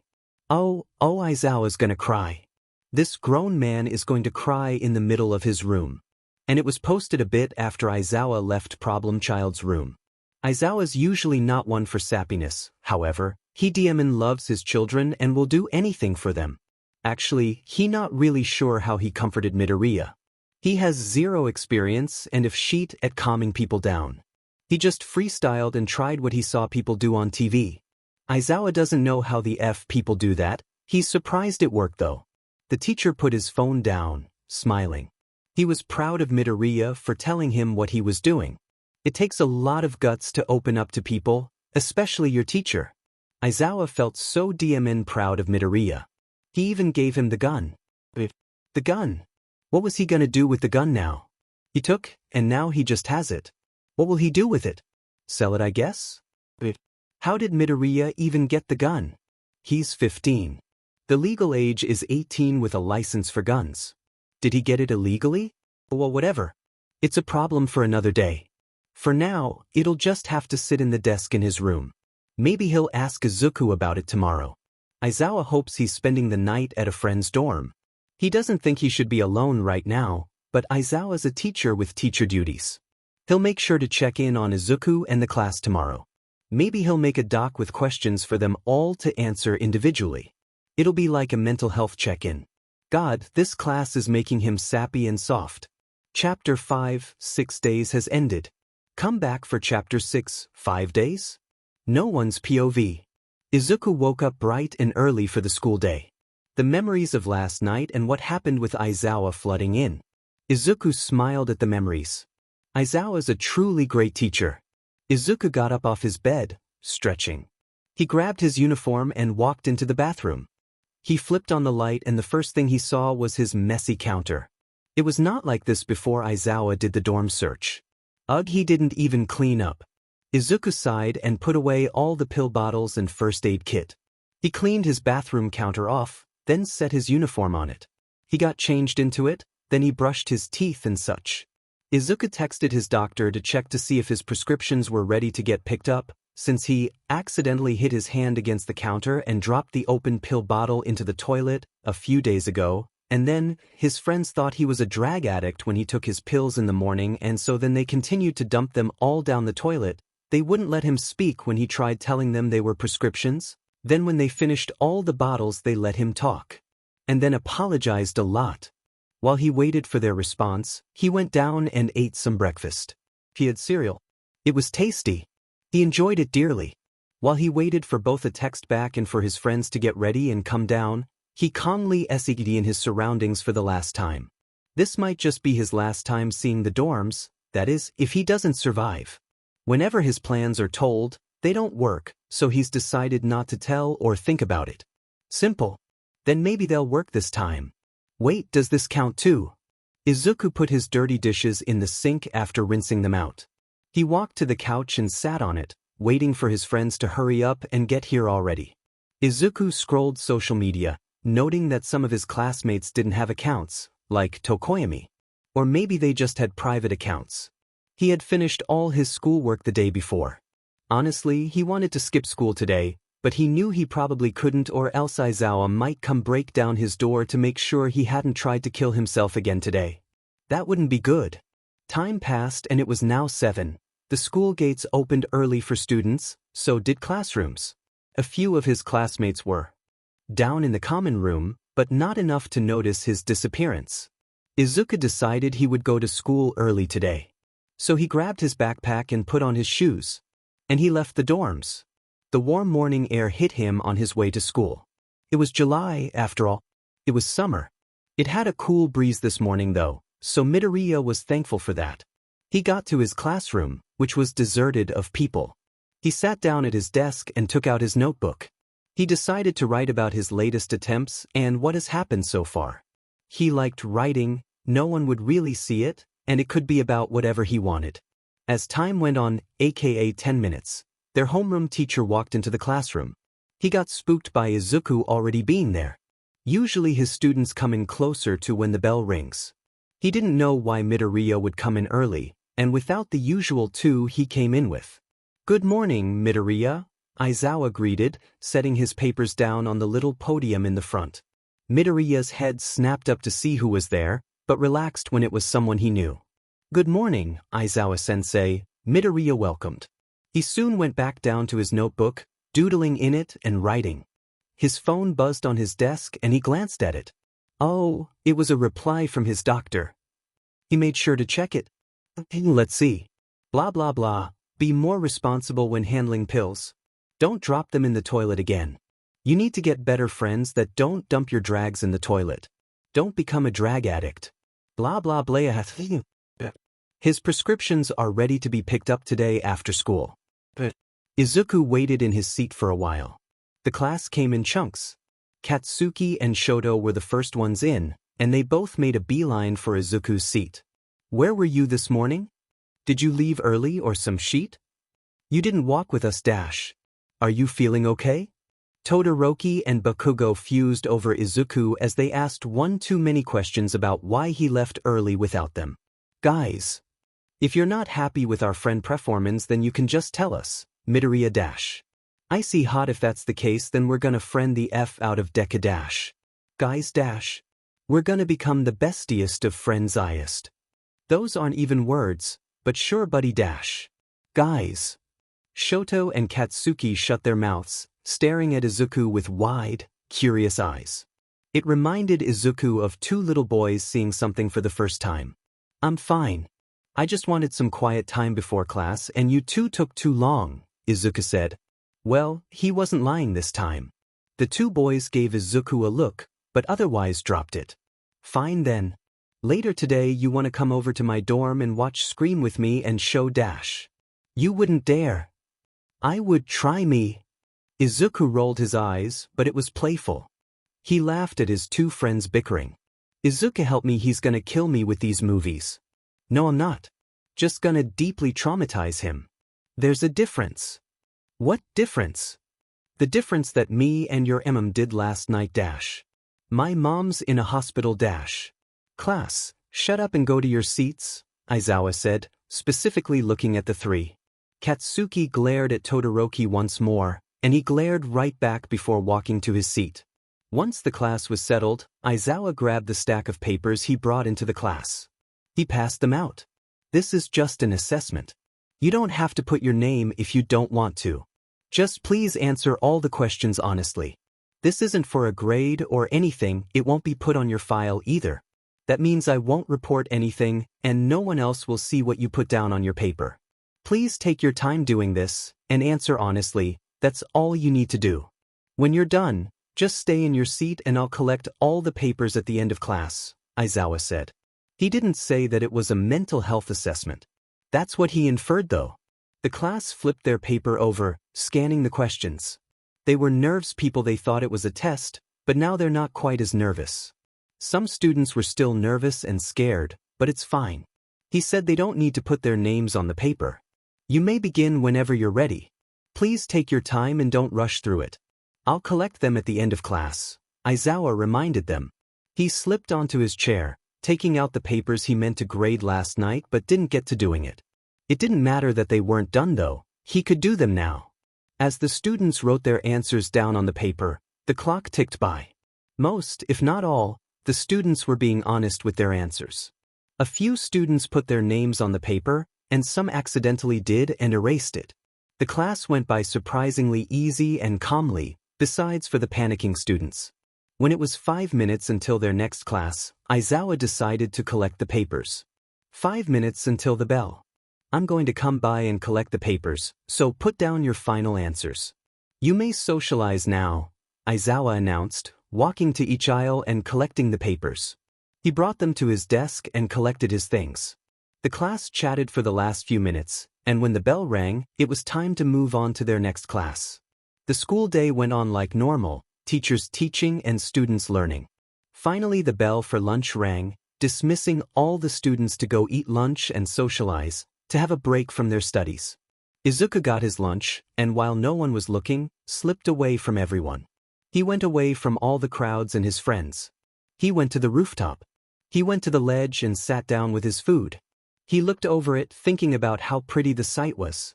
Everything looked so tiny, so peaceful. Izuku took a bite of his katsudon that he brought from the cafeteria. It was yummy, but Lunch Rush's food is always good. They could never beat his mother's food, but yet again, no one could. Not even Kaken's cooking. Sigh, he'd miss his mom. He wished he could taste her cooking one last time. It's not ideal, but he'll make it work. With the warm taste of katsudon in his mouth, he stood up and went next to the edge, leaning on the railing. Izuku looked down at all the tiny people. He wondered how they would all react. Would they run? Scream? Cry? Go get help? Or would they all just ignore him and continue on with their day? Such a silly thought. Izuku's socked foot slid out of his red shoe. His other foot started coming out too. Izuku always loved katsudon. It was his favorite meal. He really liked his mother's katsudon. It always managed to taste like home, even when he wasn't there. He wished he could have had his mom's katsudon one more time. Izuku's POV. I was about to go on the other side of the railing and jump, but I heard the door. I quickly slipped my shoes on. Hey Midoriya. Mind if we eat with you? A voice rang out. I turned around looking to see who it was. Oh, it was just Tokoyami and Shoji. Phew. If it was someone like Kaken then I'd be worried. Yeah, sure. You can eat with me, I said. I was trying to sound cheerful, I truly was. But I was just so tired. I just want to go to sleep. I quickly got my foot in the right place and took the 2 steps to my spot, sitting down. My 2 classmates sat down across from me. We kinda made a triangle. Shoji started the conversation. From where we were, it kinda looked like you were gonna jump off the roof. You wouldn't do that though, right? What the freak, how does he know? I chuckled, acting as if it was a joke. I was just looking at the scenery. I don't usually come up to the roof, so I wanted to see how everything looked from being so high up, I said. That was a big fat lie, but they didn't need to know that. Tokoyami hummed and took a bite of his food. Oh yeah, Midoriya. I've been meaning to talk to you about something that happened last night. I thought I heard a gunshot come from somewhere on our floor. Did you hear it too? He asked. I'm killing myself. Yeah, I said, my brain thinking of a lie. I'll use the same one I used on Aizawa. He didn't believe it, but still. I was watching a movie and my laptop connected to my speaker. It was quiet, 'cause the volume was off, so I turned up the volume, but my key stuck and so it turned it up all the way. Then someone shot another person and it freaked me out, so I accidentally fell off my chair. Sorry about that. Yes, I added on to the lie. However, it seemed believable enough. Tokoyami nodded his head. Oh, it makes sense, he said. I hummed and ate my lunch. For the rest of lunch, the three of us talked about random things. Me and Tokoyami became friends, and I helped him make a social media account. He's basically an old person in a young body. He doesn't know jack about technology. Me and Shoji also got each other's accounts. And Ayabi posted that I made a new friend so the rest of the class could see too. So yeah, we all walked back to the classroom together. The rest of the school day was pretty boring. No one's POV. When the final bell rang for the student body to leave, the class of 1A started to leave. Midoriya, can you stay back for a second? I need to talk to you, Aizawa said, looking at the teenager. Izuku swallowed the saliva in his mouth and nodded his head. Some students glanced at the teen, but otherwise said nothing while they walked out of the classroom to the dorms. When all the students were gone, Aizawa spoke again. Midoriya, you're aware of the gun laws in Japan, correct? Midoriya nodded his head. Aizawa continued, good. So I was wondering how you managed to get the gun, since the legal age is it would be illegal in your case. But maybe if I know how you got the gun, I'd know how to get rid of it too. Izuku looked away from him. Honest answer? I found it on the ground in an alleyway. It didn't have any bullets or anything, it was to the side by a wall. So I took it. But you can probably sell it. Actually, thinking about it now, maybe that's why it got jammed. Izuku said, laughing a little bit at his conclusion for why it got jammed and his attempt failed. Aizawa did not expect that answer. Alright. So random street gun, nice. I'll sell it, Aizawa said. He'll probably donate the money. Izuku nodded his head. So am I free to go now? Izuku asked, wanting to go and change into something comfier. Aizawa sighed and rubbed his temples. Yeah, you're free to go. When do we need to pick up your meds? Aizawa asked, looking at the teenager who was getting his stuff. Anytime. We can do it in a bit. I want to change into better clothes though, Izuku said, slinging his backpack onto his shoulder. I'll walk you to the dorms and you can change, then we'll go and get them refilled. Aizawa spoke looking for any sign of confirmation. Izuku nodded, giving a thumbs up. So the two went to the dorms, and Izuku changed into sweats and a short sleeve.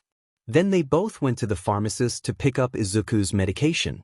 After that, Aizawa got Izuku ice cream and the two went back to the dorms. When Izuku got back, he was dragged into a movie night with his class, spending the rest of the day with them before conking out in the middle of a movie and being carried to his dorm once again. What good friends Izuku has. If only he found them sooner. Chapter 6, 5 days has ended. Come back for Chapter 7, 4 days? No one's POV. Izuku woke up in his dorm. He assumed a classmate brought him there, but this time didn't worry. There was nothing they could find unless they were looking through his things, which they hopefully wouldn't. Izuku got off his bed, stretching his arms above his head. He could hear the light raps of rain hitting his balcony door. It was calming. Izuku loved the rain. As he got ready for school, he listened to the rain. He made sure to take a shower that morning too. His hair was going to get ruined in the rain anyways. A shower before couldn't make it any worse, could it? He got in my uniform, looking at himself in the mirror. He flashed himself a smile. Today felt like a good day. Izuku's POV. I think today might be a good day. Maybe after school I can see if I can go see Hound Dog. Maybe if it's a good day today and I feel confident enough to go.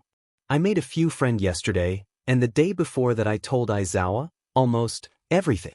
I got my meds refilled because I took them all when I overdosed a few days ago. Speaking of which, I should probably take those now before I forget. They help me to calm down, and they help to regulate my mood. So they basically make me a happy, stress-free person.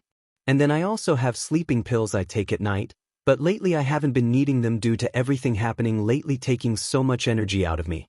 I've been sleeping calmly, yes. My night terrors still haunt me, but that's because I haven't been taking my special meds.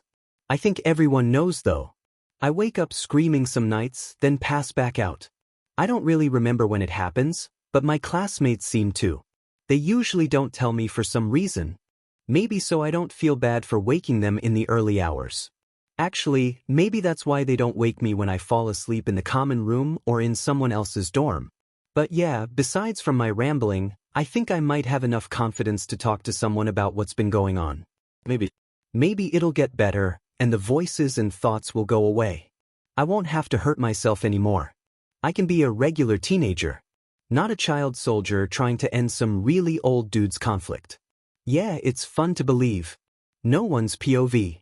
Midoriya finished getting ready and skipped down the stairs. He was going to have a good day today. He was convinced. His friend was already down and dressed. Shoto was waiting patiently on the couch, ignoring the screeching from the kitchen. "Good morning, Sho," Izuku chirped, heading over next to him. Shoto looked up from his lap and smiled. "Morning, Aizu.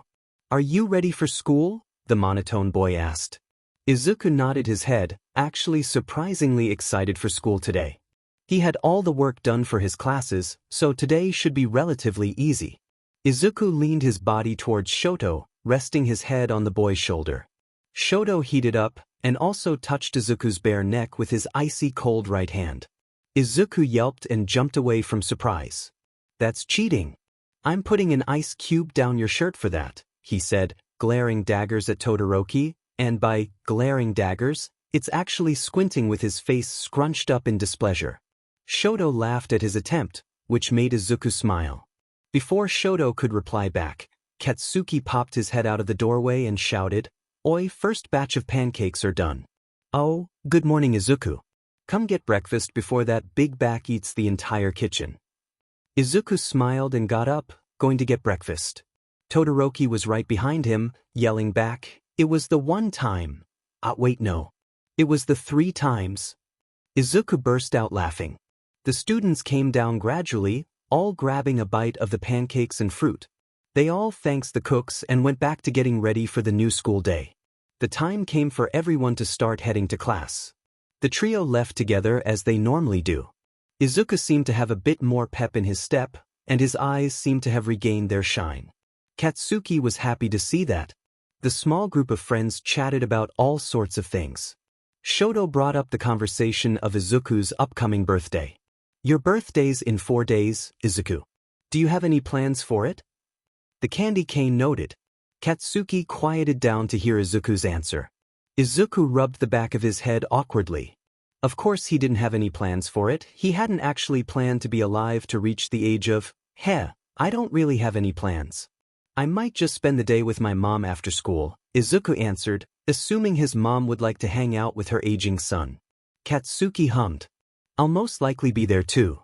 Not because of my own mom, but because I want to give you the best FING birthday anyone could have," Katsuki said, smirking.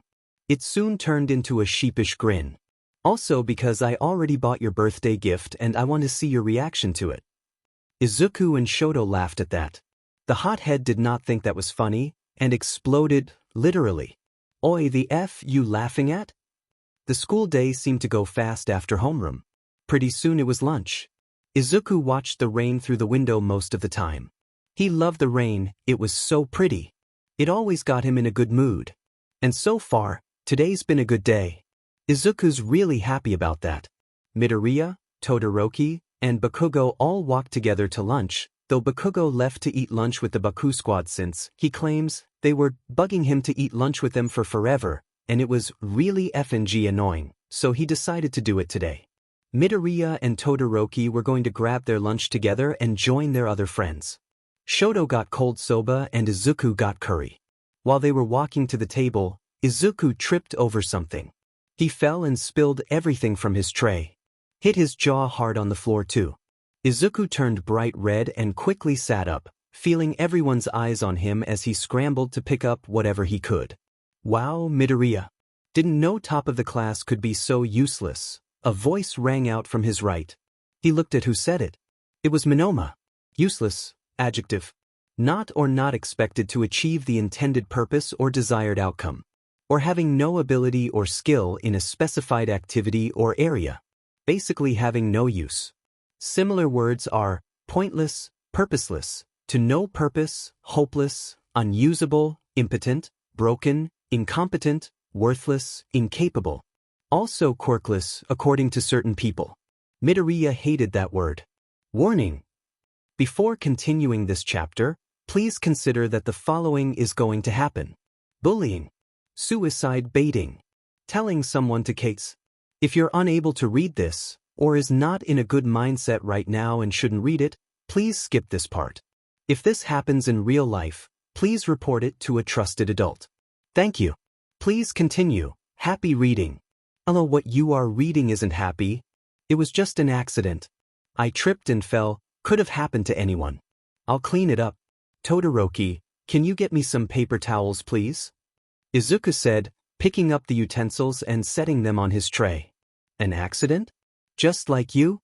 Monoma said, obviously ridiculing and possibly bullying Midoriya. No one paid any mind to it, as the noise of chatting students overtook the sound of their mini-conversation. Gotta make everyone else do the things you're unable to?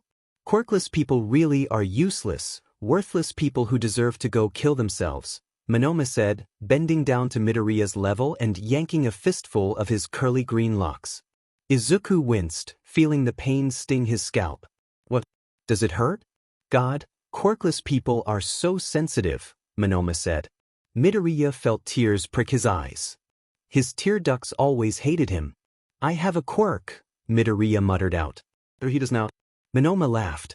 As if a quirkless nobody like you has one. I see those shoes you're always wearing.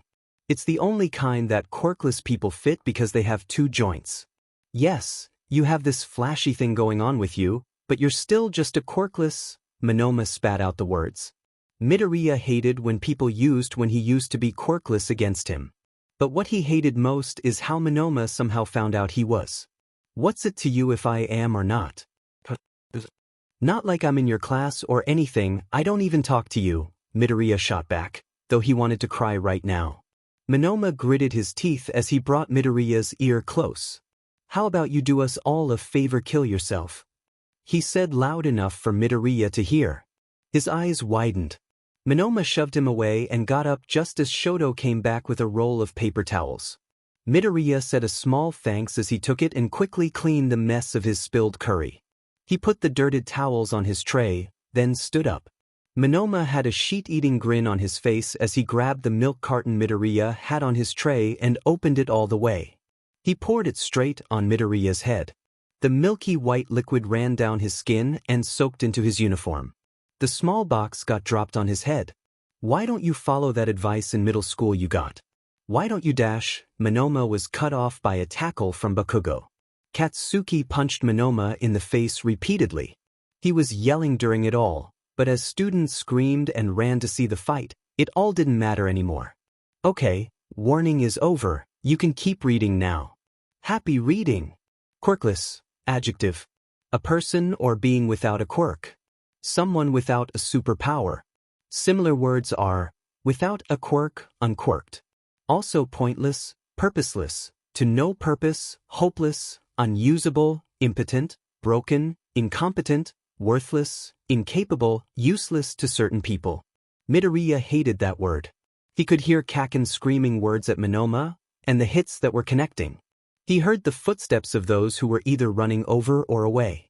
He heard the whispers and the yells and the chants of the students while they were watching. He could hear the teachers trying to get over on time. He could hear everything. He heard the breathing of every single student. The picking of someone's nails. A student eating and chewing their food. The swallow that came after too. He heard the humming of the kitchen. The squelching of someone's wet shoe. A student drinking something. He could hear everything.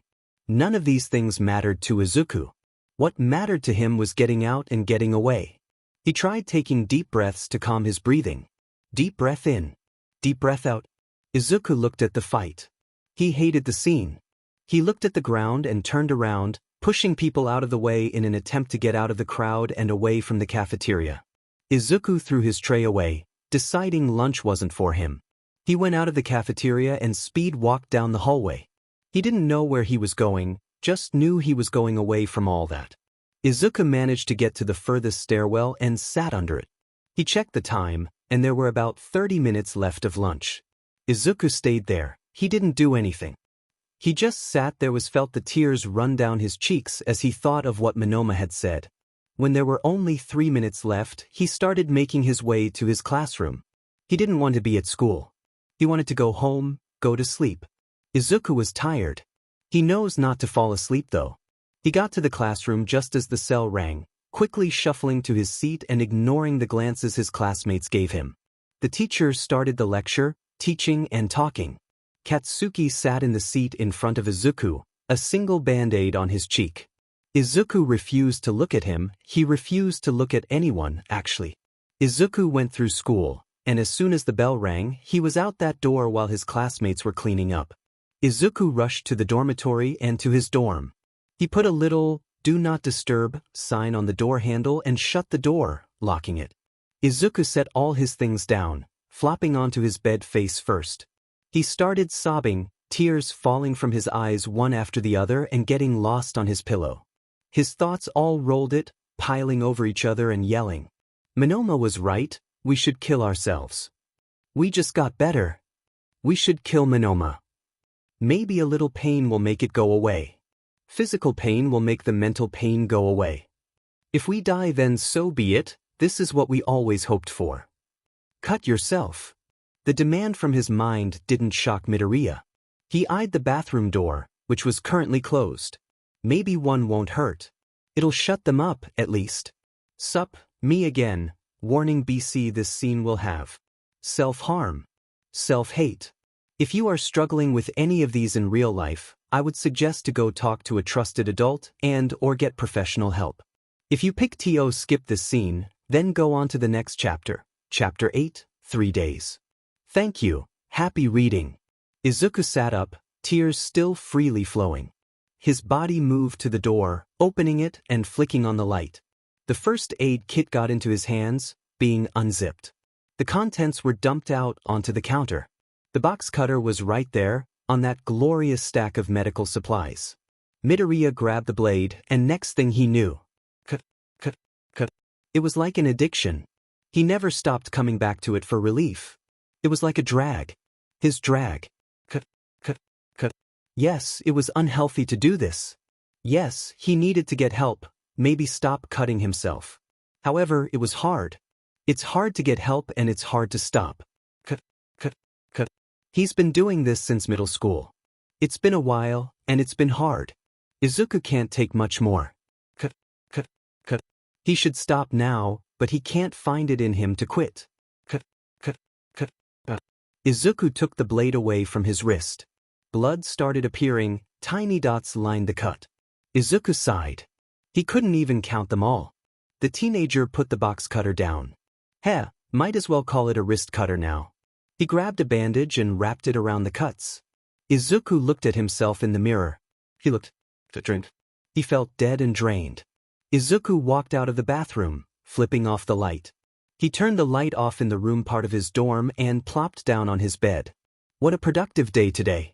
He felt so happy and good this morning, he even thought he'd be able to talk to Hound Dog after school and finally get on the right track to getting better. But then Monoma showed up and told him to kill himself. Sai might as well try his best, he guesses. That's what he's been doing, but that's not enough, so he's gotta step up his death game. But for now, Midoriya's tired. He wants to go to sleep. Maybe one of these days, Midoriya will be able to go to sleep. Chapter 7, 4 days has ended. Come back for Chapter 8, 3 days? No one's POV. It was dark when Izuku woke up. It was also 3:48 a.m., but that doesn't matter. The wounds on Izuku's wrist stung. And if he's being completely honest, he doesn't really want to come to class today. It's a Friday anyway, he'll be fine if he misses one day of class. Izuku grabbed his phone and turned it on, hissing at the bright light as he scrambled to turn the brightness down. Once his eyes got used to the burning, he clicked on Aizawa's contact.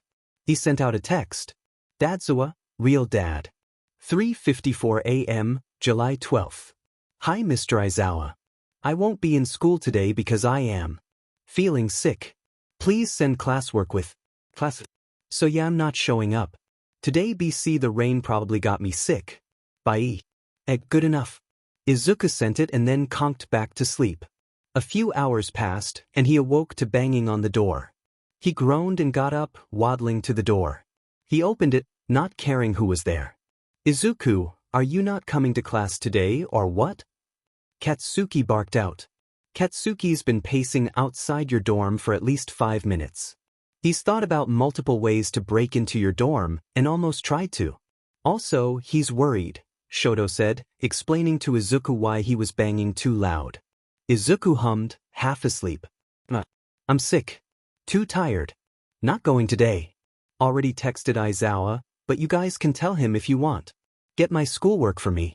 Good night, haven't bisby by dash, Izuku said, starting to close the door. Shoto stuck his foot in the crack and pushed it open. If you need anything then text me or Blondie Rat. Bye Midoriya, get well soon. Todoroki said, smiling. I'll make you rice porridge when I get back. Go lay down and don't strain yourself. Get plenty of sleep and drink lots of fluids. Icy hot stop shoving me away down the hall. Katsuki was rambling down the list of things Izuku should do, but Todoroki had plans to get to school on time, so he was dragging him back to the stairs. Izuku waved bye to them, smiling. Once they were gone, he closed his door and went right back to bed. He conked TF out and slept until it was lunchtime. He woke up and dragged himself out of bed, knowing already Kaken would be banging his door at any minute. Izuku grabbed his phone and checked for any notifications. Call from Kaken, message from Kaken, another call, 8 more messages, a third call, an apology from Sho, about 32 more calls and messages. A message from Aizawa. He should check that. Aizawa, real dad. 10:58 a.m., July 12th. Midoriya, please take care of yourself while you are sick. I will stop by around lunch to check on you.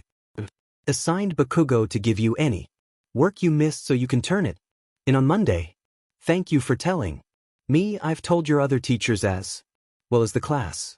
It's not like you to miss class even when you're sick, though, so you must be really sick. Make sure to drink a lot of water and keep your blood sugar up. Sleep a lot. Aizawa, real dad. 12:38 p.m., July 12th. I will be coming by in a bit. Sure to get something to eat. Bakugo and Todoroki are coming. 12:46 p.m., July 12th. Okay, just now getting up. Izuku groaned, walking to the door. He pulled it open and came face to face with Katsuki getting ready to knock. Good morning, Kaken. I don't think school's over yet, do you? Izuku said, joking. Katsuki brought his arm down. Are you feeling better? I made rice porridge, go and eat. Have you been drinking water? Gatorade? Anything? Katsuki asked, bringing his arm up to feel Izuku's forehead. Izuku grabbed it and pushed it down. I'm feeling tired. I'm gonna go get something to eat, Izuku said, pushing past Bakugo. He didn't like the bright lights in the hallway. It reminded him of a hospital. But yet again he was sleeping in a dark room for about 5 hours. Katsuki followed behind him, trying to match his slow pace. Izuku, in his bright pink Hello Kitty pants, same as always, and stolen long-sleeve shirt, it's Shoto's only fun shirt, waddled his way down to the kitchen, where the smell of warm food was suffocating. It wasn't a bad smell though. Aizawa was sitting on the couch, talking with Shoto. Shoto stopped talking when he got a look at Midoriya. Izuku, isn't that my shirt? Shoto asked, raising an eyebrow. He was pretty sure that was the shirt Izuku gave him for his birthday that went missing. Izuku looked down at the shirt and back up and Todoroki, shrugging. Maybe it is, maybe it isn't. Who knows, Midoriya said with a smile. That meant it was obviously Shoto's shirt. Shoto sighed and rolled his eyes playfully.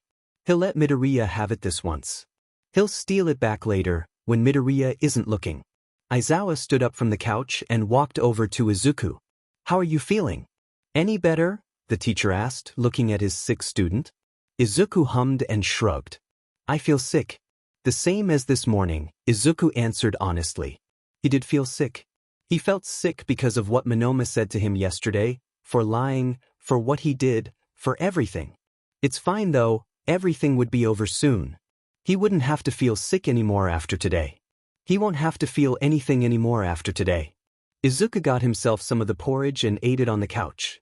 The three that came to visit him also got some lunch, since they would most likely be visiting Izuku the entire time. They all chatted until it was time for the visitors to leave. Thanks for coming by. I'm tired though, so you guys know what I'm gonna do with the rest of my day, Izuku said. He was so tired. They left back to school, leaving Midoriya all alone at the dorms. He just went back to his dorm and slept on his bed. About the time when his fellow peers were supposed to get back from school, Izuku was all set up. He had hung his rope and was standing on top of the chair. No one would know until it was too late and he was gone. It was perfect. His notebook was set out on his desk. His bed was made. His room was clean.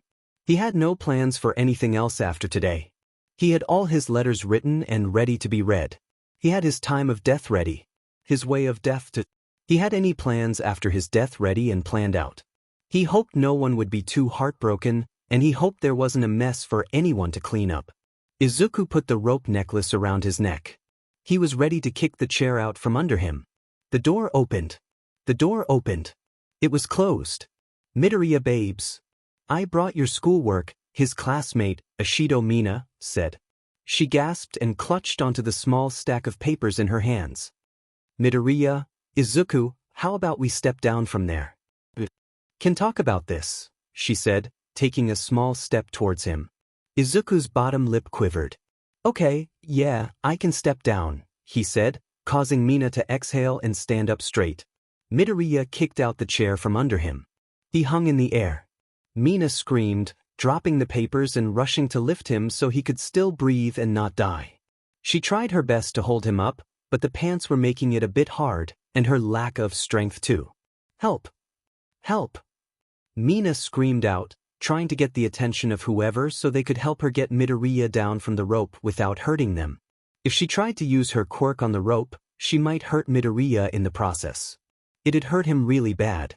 Their teacher ran in, his eyes widen at the sight of Midoriya with a noose around his neck and Ashido trying to hold him up. Ashido, get on the chair and cut the rope. I'll hold him up. Aizawa spoke with terror. His student did what was needed of her, rushing to get the chair up and getting on it. Aizawa grabbed hold of Midoriya, whose flailing movements were slowing down, his eyelids getting droopy, his skin turning colors. His eyes closed as Mina managed to get the rope cut with her acid quirk. Aizawa quickly brought him down to the ground, yanking the rope off his neck, trying to hear and feel for any breathing. There wasn't any breathing for a few seconds. Aizawa was about to start CPR, but there was a small, shallow, raspy breath that came from Midoriya. His breathing was quiet and shallow, and his pulse was weak. But he was breathing and alive nonetheless. Aizawa let out a pained breath. He's alive. Midoriya's alive, Aizawa announced to the only other person in the room. Thank you, Mina, for calling out for help and cutting the rope. You really are a hero, the teacher said. Mina's lip wobbled, her face scrunching up and tears fell from her eyes. The girl started crying, sobs escaping her lips. Aizawa opened his arms for the woman in case she needed it. She did. Mina hopped down the chair and crashed into Aizawa's arms. She didn't need to see or experience what had just happened. No teenager did. Aizawa rubbed her back and let her cry. He comforted Mina, his student, a hero. He didn't tell her that she'll see much more of this as a professional hero. He just told her how well she reacted and how it's all okay now. When no more tears would escape the pink woman's eyes, she pulled away from the hug and looked at Midoriya's unconscious, alive, breathing body. What? Sorry, what do we do with him? Mina asked, her voice cracking. Aizawa looked at the body too. I don't know. Probably tell your classmates now, that way you guys can keep an eye on him. I'm not sure. I'll stay here for the rest of the day though, Aizawa said, taking his eyes off of Izuku. Mina hummed. How long has this been going on for? She asked. Aizawa looked down at his lap, trying to swallow the lump in his throat. To my knowledge, a few days. Maybe a while. I only found out on Tuesday, Aizawa answered. Might as well let her know, since she's already seen Midoriya try to kill himself. Mina's face fell. Did he? She held back a sob. Did he try to kill himself that day too? Is that what the bang was? Him? She said, trying to hold back the tears and sobs. Aizawa stayed silent. That's all Mina needed to know. A sob escaped from her lips. Why didn't he tell us? We could have helped, she muttered to herself, a few tears slipping from her eyes. Her mascara was running, but she didn't really care at the moment how she looked. Cared about Midoriya right now. He's done so many nice things for the class. He's helped them with their work, cleaning, he let them talk to him about their problems, gave them company, was always a friend to whoever. What did he do to deserve all this? He was always such a nice person who was always willing to help, even if it meant hurting himself. Mina sobbed. She didn't let it last long. She wiped her face, taking a breath in from her nose and letting it out from her mouth. All right, let's put him in the common room, Mina said, standing up. Aizawa nodded his head, getting up too. He picked Midoriya up, letting Mina leave the room first. Aizawa turned the lights off and shut the door. He followed Mina to the common room, ignoring the looks his students were giving them all when they peeked their heads out of their dorm. When they got there, Aizawa set Izuku to lay down on the couch. He quickly texted the Class 1A group chat to tell them all to get down to the common room. Class 1 at 4:19 p.m., July 12th. Dadzawa, real dad. Can you all please come down to the common room? There's some news that you all need to know. Alien Queen Mina. It's urgent and important. Down right now. I did today, Sonic. Alright, I will get the class and bring them down. Aizawa was sitting on the couch with Mina, his eyes red from trying not to cry, and actually crying too. Soon, the class came down to see what the news were. Aizawa stood up at the front of the room, where everyone could see him. Some of his students stood, while others sat, but all of them were there. Some whispered to each other, asking what it was about. Aizawa cleared his throat. Class, there has been an issue that has happened to one of your classmates, Aizawa said. Mina started crying again, putting her face in her hands. Mina was the one to find them and get help. So thank you, Mina, for being a hero. The class was confused. Who was it? What happened? Should someone wake Midoriya? Aizawa took a shaky breath. One of your classmates just tried to commit suicide. Please don't try to wake him, he said. The class gasped and murmured among each other, looking at Midoriya's sleeping form. He was the only one asleep. Midoriya was the one who tried to commit suicide. It has come to my attention now. And so I ask of you guys to please keep an eye on him when I am not around. It's been going on for a while, I think. If any of you guys need to talk to someone, me or another teacher will always be open. Or there's the school counselor, Hound Dog. Please reach out and talk to someone. I will be here for the rest of the day. I ask you guys just to not swarm Midoriya or pry information out of him, and just to keep an eye on him. Thank you, Aizawa said. The class was quiet. Some were mumbling in denial, while others were crying, and some were just silent, trying their best to soak up the information. Every had the same question on their mind. Why Midoriya?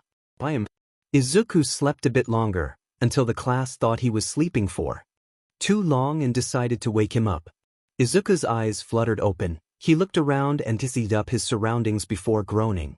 God damn it, Izuku mumbled, covering his eyes with his hands. I told them about what happened, Izuku, Aizawa said, sipping coffee from a mug and reading a book. Izuku hurried to sit up and look at Aizawa with wide eyes. Aizawa put his mug down on the coffee table. You did what? You yesterday. Izuku screeched and launched his foot out to kick Aizawa. The teacher grabbed Izuku's ankle, stopping him. He didn't even look at him. Izuku let his other leg out and kicked Aizawa's book to the floor. Aizawa let go of his troublesome student. Izuku grumbled and got up off the couch. He started stomping away, but a tongue got wrapped around him and lifted him into the air. "Tsu. Let me down," Izuku said, crossing his arms and deeply frowning. Tsu shook her head. "You're staying in the common room, Ribbit," she said, putting him back on the couch. Izuku groaned. "I was just going to go to the bathroom. Am I not allowed to pee anymore? God, try to kill yourself once and—" Izuku mumbled that last sentence, but a few people heard it. Bakugo spoke up, "I can go with him." Izuku thought that was unneeded, and had a mouthful of complaints about it while he stomped to the bathroom with Bakugo behind him. People could hear screams of Bakugo needing to turn around so he can pee in peace, and then screams to move so he can do it in the stall instead. Wonder where Midoriya's calmness went. The rest of the day went of the class forcing Midoriya to either stay in the common room where everyone could watch him, or to have someone with him. It got on Midoriya's nerves. He yelled a lot that day and complained a shit ton. When it was bedtime, Midoriya just grabbed Bakugo's shirt sleeve and dragged him to the hothead's dorm, his pillow and blanket in tow. He pointed to the doorknob. "Open it," Izuku demanded, knowing it was locked. Katsuki fumbled with his keys and quickly unlocked it, opening the door for Midoriya and turning the lights on. Izuku waddled in and dropped his blanket and pillow on the floor, then laid on it, pulling the blanket over his head.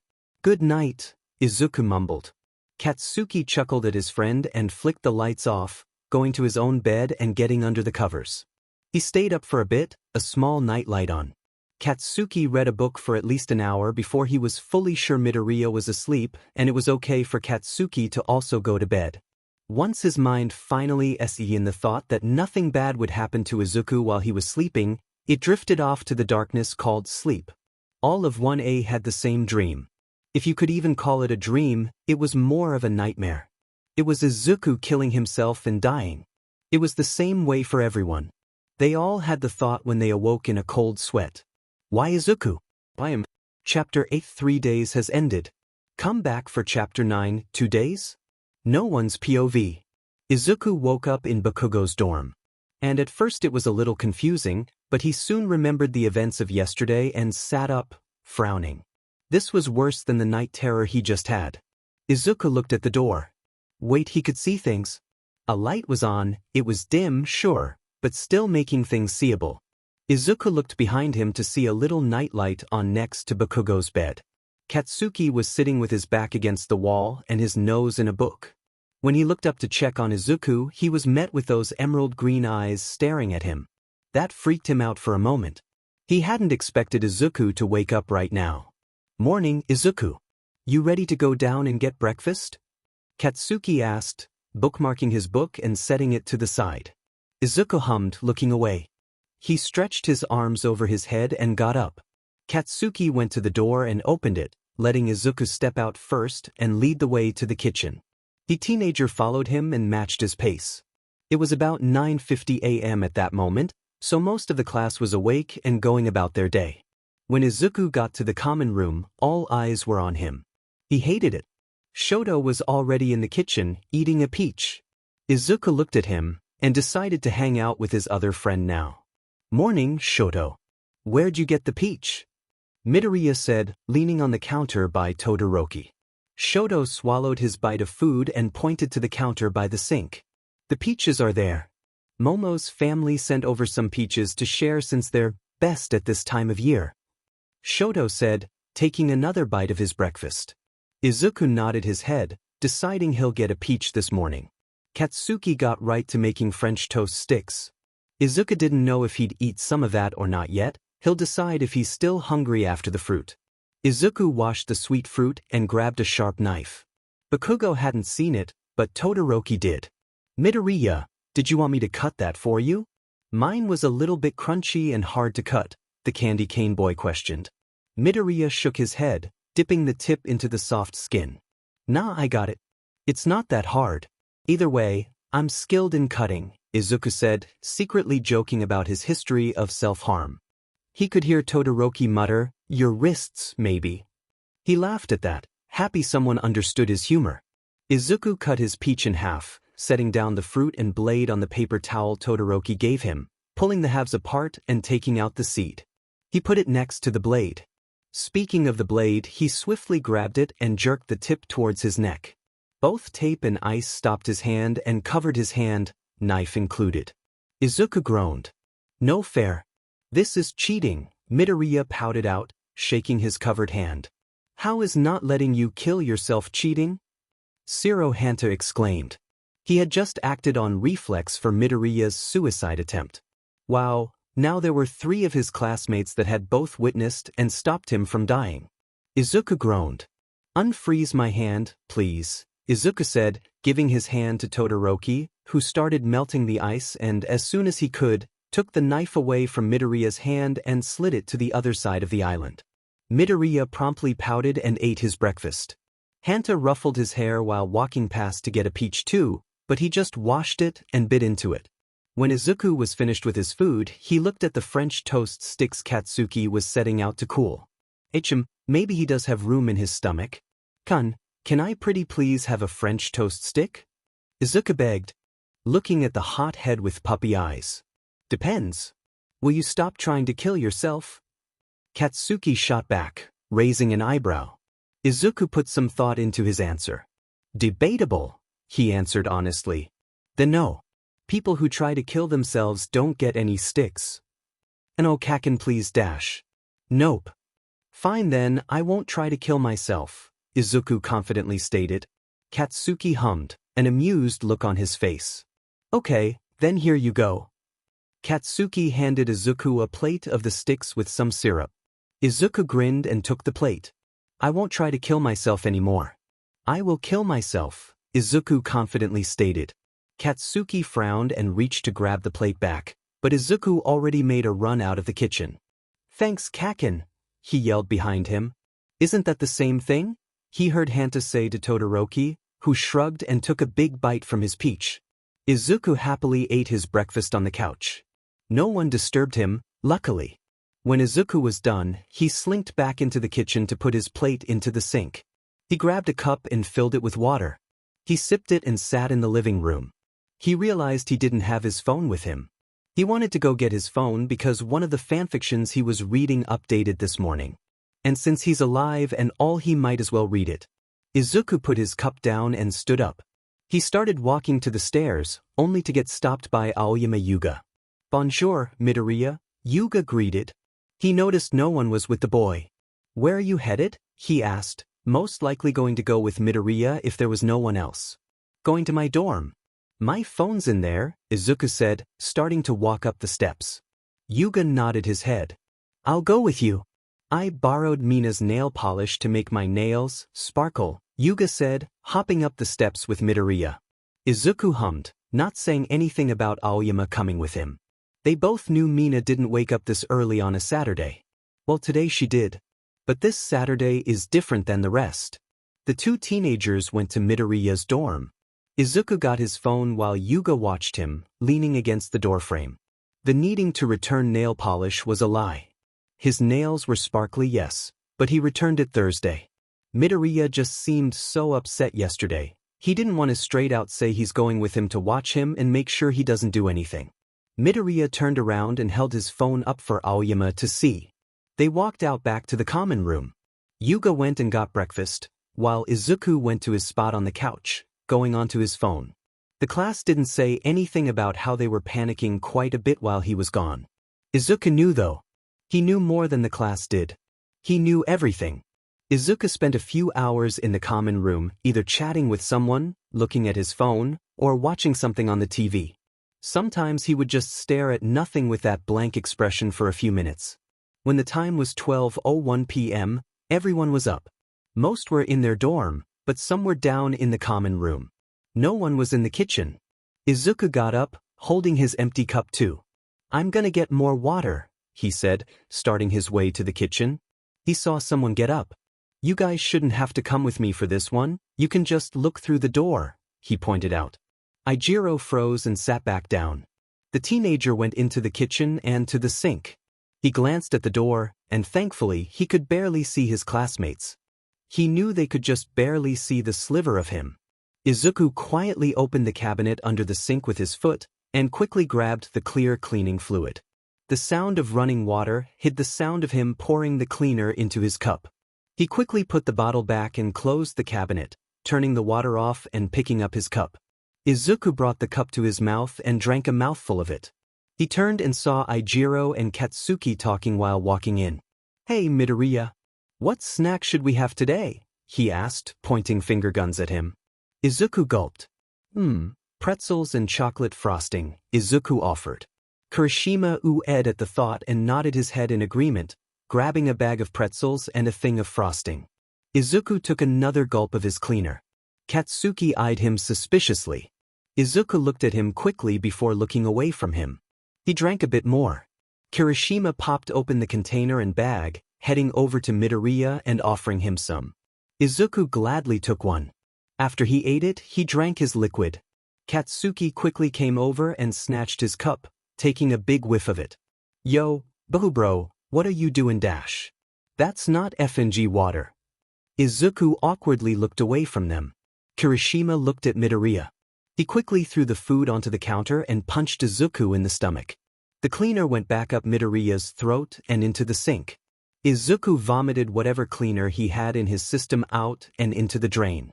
"The Kirishima? You said it wasn't water." Katsuki poured the cleaner down the drain. Izuku spat into the sink, glaring at the two. "You guys know you could have shoved a toothbrush down his throat, right?" A voice from the doorway said. It was Jiro Kyoka. So they grabbed a toothbrush and shoved it down Midoriya's throat while he was being held still by Kirishima. Izuku puked whatever else he had in his stomach out into the sink. Some of it got on the floor. Izuku sat on the floor by the island. Ijiro sat by his side. Katsuki cleaned the puke off the floor. Kirishima tried making conversation with Midoriya, but he just refused to talk. He did accept the peace offering food from him. They soon moved back to the couch and watched movies. Izuku still didn't talk to anyone though, even if they directly spoke to him. He just ignored them and focused on the movie and the food Kirishima was feeding him. Izuku was quiet for the rest of the day. He didn't complain when someone followed him to the bathroom. He didn't say anything when there was a person constantly following him around the dorms. Didn't yell when someone had physically given him his daytime pills. Didn't scream when he was asked, on multiple occasions, to stay in the common room. He just took it, he just did it. The class thought he was doing good for the rest of the day, so they let him go to the bathroom alone when it was about 9:57 p.m. They forgot there were pills in the bathroom. Midoriya swallowed an entire 2 bottles of pills by the time he left. No one knew. Kota Koji walked down to the common room. The shy boy spotted Izuku sitting next to Bakugo like nothing had happened. When Izuku got up to get a snack, Sato was in the kitchen making cookies. Kota went over to Bakugo. Babakugo? He said, scared for how the hothead would react when he said whatever he was going to say. Bakugo looked at him and hummed, signaling for him to continue. And my friends were in the B bathroom and they told me that Midoriya took 2 bottles of Pai pills. Kota internally screamed for stuttering. He was currently trying to work on his stutter. Usually he's better, but he's a bit nervous right now. Bakugo's eyes widened. So did the rest of the people in the room. Bakugo looked to the doorway of the kitchen. Is that true, Izuku? Did you take pills you weren't supposed to? Do we need to get the toothbrush again? Bakugo asked. Izuku was wide-eyed and staring at Kota. If looks could kill, Kota would have been brutally murdered, all pure gore, like a combination of all the horror movies you could imagine, all the deaths in those. Izuku looked at Katsuki next, still not answering. Katsuki stood up and took a step towards Izuku. Izuku, tell me if you swallowed 2 bottles of pills, he sternly said. Izuku visibly swallowed. I'm getting the toothbrush, Katsuki stated.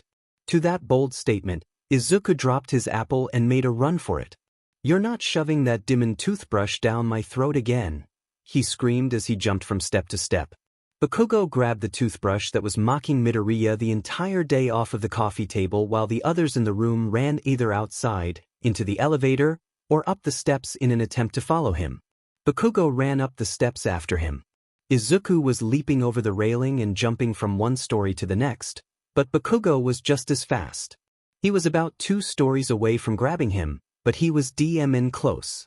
Izuku reached the top, the 5th floor, and ran towards the boy's side. He spotted a door open. It was Siro's room, but the door was still open. He knows that Siro likes to get fresh air near when he's going to bed, and he keeps both the balcony and front door open when he does it. The elevator dinged as it let those few people out. Mina was one of those people, sprinting after Midoriya. Izuku glanced back and panic shot through his mind. It reminded him of middle school, when his bullies would chase him home from school. Plot twist, he never was fast back then. Izuku ran fast to Siro's dorm, running in. He rushed out a quick apology before running through the balcony door and jumping to the other side of the railing. "Get him!" Mina yelled too late. Midoriya had jumped. Oh God, what if he was dead? Mina looked in Siro's dorm to see him on the edge of the balcony, holding on to his elbow, which tape was shot out of. "Got him," Siro panted out, calming Mina's nerves. Bakugo was on the room under's balcony, reaching his arms out and grabbing onto Izuku's taped body. "All right, you can let him go now. I got hold of him," Bakugo called out from the floor under. Siro ripped the tape out, letting all of Midoriya's body weight go to him. "He's fine, he's safe, he's alive," Mina muttered to no one in particular before sinking down to the floor, leaning her head on the doorframe. Siro hummed, plopping down on his bed and putting his face in his hands. Midoriya got carried by Bakugo to the dorm room's bathroom, and once again, got the toothbrush shoved down his throat. Midoriya herked up the pills he had swallowed up into the toilet. Bakugo rubbed his back while he cried and puked. When Izuku was done, he stood up and flushed the toilet. Bakugo quickly got up. "Sorry," Izuku muttered out, looking down at his feet and slowly walking out of the dorm. Bakugo walked with him. He sighed. "It's fine, just don't do that again. It scared the crap out of all of us. We really care for you, you know that, right?" Katsuki said, looking at Midoriya. Midoriya hummed and did a half shrug. The rest of their walk to the common room was quiet. When they got there, everyone's attention was on him. Izuku bowed and said, "Sorry that I worried you guys. I'll try my best to not do it again." Izuku straightened, but still looked down. Mina rushed up and crushed him in a hug. "Dang, where was this strength yesterday?" After a brief hug and cry session, everyone said their goodnights. Bakugo and Izuku went to the blonde's dorm in silence. They got into their beds, and Izuku almost immediately fell asleep after mumbling a good night. Katsuki chuckled and said a good night back before shutting off the nightlight, letting the room be in complete darkness. He drifted off to sleep after a few minutes. Tomorrow surely couldn't be worse than it was today, right? Chapter 9. 2 days has ended. Come back for Chapter 10 one day? No one's POV. Izuku felt like he was drowning. He wanted to get out. He needed to get out. Everything was coming at him all at once, and it was all too much. It hurt so much. He just wanted to go to sleep. He jerked awake, sitting up quickly. He was drenched in sweat. Izuku quickly looked around, trying to get a vision of his surroundings. His breathing was getting fast. He felt around for his phone, a flashlight, any kind of thing that can give off light. He finally got hold of his phone and turned it on, quickly getting the flashlight on. He shined it around the room, not quite calming down yet. He saw the room he was in. He saw the other person in it. It was Bakugo. Oh, it was just Bakugo. Izuku started calming down a bit. He saw the rest of the room in his phone's flashlight. When he was calmed down enough, he turned the nightlight on and kept it on the lowest it could be on. He turned off his phone and set it down next to him. He curled up into a tight ball, just letting himself think for right now. The time was currently 12:48 a.m. He had barely gone to sleep an hour ago. Izuku laid back down, curling and closing his eyes. It took about 40 minutes to go to sleep. He fell back into his restless dream. The horrid night terror. He had this dream every night when he didn't take his sleeping pills. You'd think it'd end differently, or he would stop having it after so many years. But no. Even if he did something different during the nightmare, the ending was the same. It was always the same. After a few hours of sleep, he woke back up, jerking and seizing on the ground as he gasped for breath. Izuku sat up quickly, putting his hand on his wet cheek. He wiped off the tears as he composed himself, reminding himself that he was safe and with one of his friends. He was fine. Nothing bad was going to happen. It's not going to happen. Izuku looked back at the clock, noting that he only slept for about 2 hours. It was 3:31 a.m. right now. Izuku lightly groaned, putting his head back on his pillow. It took an hour for him to go back to sleep. Izuku's night terrors didn't stop there. They continued. They kept going. They never stopped. Izuku kept running. Izuku kept dying. Izuku kept being tortured. Izuku kept crying. It was only an hour of sleep this time. Izuku hated it. He wiggled around under his blanket, trying to wiggle off the bad dreams and memories. He checked the time.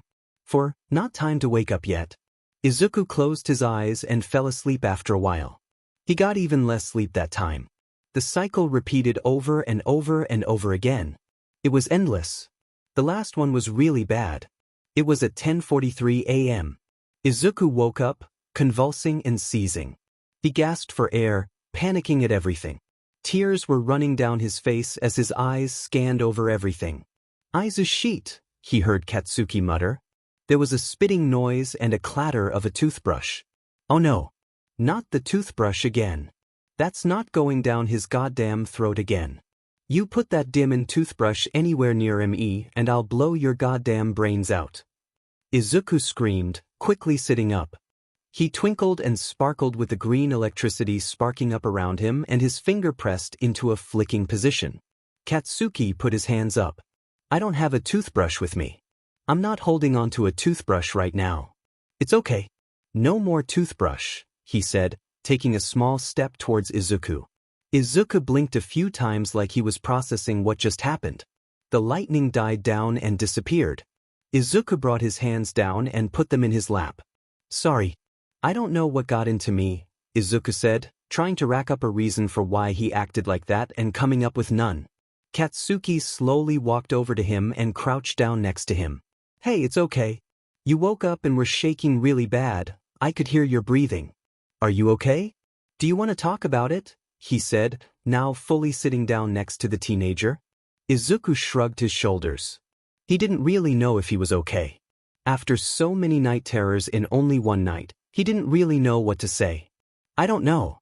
But I'll be fine. It was just a nightmare, Izuku said, trying to smile and be positive. He was terrified. But he didn't know how to say that, so he just played it off chill. Katsuki pet an eyebrow at that. He didn't believe it, but he won't push and pry. Alright if you're so sure. But if you ever need to talk, then I'm open for you, he said, standing up. Ready to go downstairs? He asked, holding his hand out for Izuku to take. Izuku nodded his head and took Katsuki's hand, getting up with his help. Katsuki glanced at his bathroom. Do you think I could finish brushing my teeth or are you gonna blow my brains out if I try it? Katsuki asked, joking slightly. Izuku laughed a little bit at it. Depends. You can take your chances, Izuku said, smiling a genuine smile. Katsuki hummed. I'll take my chances, Bakugo said, going into his bathroom and quickly finishing brushing his teeth. Izuku did not blow his brains out, even when he, very visibly, placed his toothbrush back where it went. The two went out for breakfast, chatting and laughing. Katsuki noticed the dark circles under his eyes and the slightly red eyes. He didn't comment on them. It might have upset Izuku, and that's the last thing they need after his little outburst this morning and what happened last night. The two got to the common room, which was bustling with activity from their fellow classmates. Good morning, Izuku. Morning, Sho. Izuku happily greeted his classmates, and they greeted him back. Izuku seemed to be having a good morning, besides when he woke up. Ah, Midoriya, Bakugo. Good morning to the both of you. There are leftover pancakes on the counter. They may be a bit cold, but you can heat them up in the microwave. Nothing is planned for today, but Aizawa-sensei did say he was going to come by to visit around noon, so please be ready for that. Ida said, stopping to talk to them. Izuku nodded his head. Alright, got it. Thank you, Tenya, he replied, smiling back happily. Ida smiled back before going to what he was going to do before chatting to the two of them. The two friends went to the kitchen and got some of the leftover breakfast. Izuku ate his pancakes hungrily, shoving his food into his mouth. After breakfast, things went fine. Izuku got dressed and out of the clothes he's been wearing for about 3 days now. It was another long sleeve, since he didn't really want other people seeing the bandages around his wrists. He has to take a shower today. And wash Todoroki's shirt. And his bright pink Hello Kitty pants. He likes those pants. A lot. They're so comfy, smiley face. Aizawa eventually came to check on how the class was doing. They all chatted and told him how yesterday went. Izuku chimed in on the conversation of what happened yesterday. Kaken gave me French toast sticks yesterday. Oh, and I tried killing myself 4 times yesterday. Izuku spoke with casuals, like attempting suicide was the same as eating French toast sticks. Which, by the way, it isn't the same thing. Aizawa's eyes widened at that. I'm sorry? You did what? Did I hear that correct? He asked, hoping that it wasn't the truth. Shoto nodded his head. He did. I can approve. So can I. Siro said, a weak smile on his face as he remembered all the tape used to stop death from making its way to Midoriya. And sadly me too. Mina sighed out, looking at Aizawa with a tired look. Me and Koda as well. Jiro spoke up, a calm look on her face. Yeah. I can give evidence. So can Kirishima. Also, I think we traumatized Izuku, Katsuki added on. Remember the fact that Kirishima punched Izuku's stomach. And that Izuku will scream at the sight, mention, and sound of a toothbrush. Aizawa opened his mouth to say something, but it shut. Great to know that information. So 4 new suicide attempts, you all are traumatized and we need milk. Good talk. Aizawa summarized the events of what happened yesterday. Izuku did a big smile at Aizawa. And Aizawa scrunched up his face a little bit in response, then let it rest. Yep. Sounds right. I might see Hound Dog today, Izuku said. That caught everyone's attention. You will? Aizawa asked, wanting to know if he should tell Hound Dog that Midoriya's in need of talking to him and it can't wait until tomorrow so he needs to move his furry butt to his office or not. Izuku hummed. Yeah. Maybe when you leave I'll go, he said, picking up his phone from the coffee table. Aizawa smiled happily. One of his students, the one that needed the most help, might actually see Hound Dog. The school counselor. He couldn't be happier at his problem child. That'll be good. If you're planning to go then I can text him and tell him. I can walk you there if you want, Aizawa offered, trying to make it an official plan and not just something he said he might do. Izuku looked up from his phone. Itch'em I guess. Okay, he dryly said. Everyone was surprised, but they were also happy for their friend. He was finally reaching out to another adult. They were proud. Aizawa quickly texted Hound Dog and told him that one of his students needed to talk with him. And that it was important. It can't wait until tomorrow. So Hound Dog needs to be in his office by 3, the time Aizawa was going to drop Midoriya off. Hound Dog sent a thumbs up in response. Time flew by for Aizawa's visit, and soon it was time to leave. Aizawa slipped his shoes on, waiting for his problem child to finish getting ready so he could bring him to counseling. Aizawa waited patiently as Midoriya scrambled around his dorm trying to get his things. Midoriya, your phone and keys should be fine. You don't need to bring your wallet. Nor your notebook. Yes, a jacket you can bring but you already have a long sleeve on, so it's honestly your choice, Aizawa was saying as Midoriya pointed and grabbed things. After a long, it was actually 20 seconds, debate, Midoriya decided on his phone and keys. Izuku hurried downstairs to put on his shoes. Aizawa followed him down, ready to go. You ready? Aizawa asked Izuku, who nodded his head, clutching his phone in his hand. A couple classmates said bye to them, and they left. To say that Izuku was nervous was an understatement. He was beyond nervous, he was terrified. He didn't know what would happen. What usually does happen during counseling? Do you do something or just talk? What would to talk about or do then? Gosh, there was so much Izuku didn't know about. Why didn't he research this? Oh yeah, he didn't research it because he decided to do it just today. Ugh, stupid mouth speaking before researching. When the 2 people got onto the campus and to the counselor's door, Aizawa knocked. There was a faint, "Come in," heard before the adult opened the door. Izuku awkwardly stood by the door while Aizawa and Hound Dog chatted for a quite few minutes. This is Midoriya Izuku, my hero core student. You two can talk and get to know each other. Do you want me to pick you up after, or are you going to walk back to the dorm after this? Aizawa said, facing Midoriya. Midoriya looked away. I can walk back, Izuku said, looking at his red shoes. Aizawa hummed and walked past him, placing his hand on his shoulder. Have fun, kiddo. If you need me, then you have my number, Aizawa said, ruffling his hair before leaving. Izuku nodded his head a little bit. Midoriya, welcome. Please, do have a seat, Hound Dog said, motioning towards the couch across from him. Izuku hesitantly walked in, closing the door and sitting on the couch. Hey Midoriya. I'm Hound Dog, the school counselor. People go to me whenever they want or need to talk to me about something. Aizawa told me you wanted to chat with me. Should we start with why you would like to talk, or should we get to know each other a bit more? Hound Dog said, subtly taking out a notepad. Izuku let his eyes drift around the office while he talked. I don't think I should trauma dump right away. What Izuku really thought was that he shouldn't tell Hound Dog that he kept trying to kill himself and has a history of self-harm. That's why he's here to talk. Hound Dog nodded him head and hummed. Alright. Okay, well then. What's your favorite color? Mine's pastel colors, but I still like the regular colors too, the furry adult said, smiling a bit. Izuku chuckled a bit. He didn't think Hound Dog liked pastels. He'll have to add that to his notebook when he gets back. My favorite color is red. Like a blood red or a crimson red, Izuku said, now looking at Hound Dog. He was in his casual attire, probably since it was the weekend. That's a good color. Now let's see. My favorite animal is a panda. They look so soft and cuddly and they're so cute. What's your favorite animal? The counselor was very happy about pandas. Izuku thought for a moment. Mice. Or rats. No mice. Those white ones with the red eyes specifically. I used to have one when I was younger as a pet, but it got eaten when a snake sneaked into our apartment through the toilet, he calmly said, remembering the memory of little him seeing this big snake chow down on his pet mouse. Hound Dog's mouth went into an O shape. Oh, sorry to hear about your pet. Anyways, do you think we know each other enough now to share what was on your mind when you came in?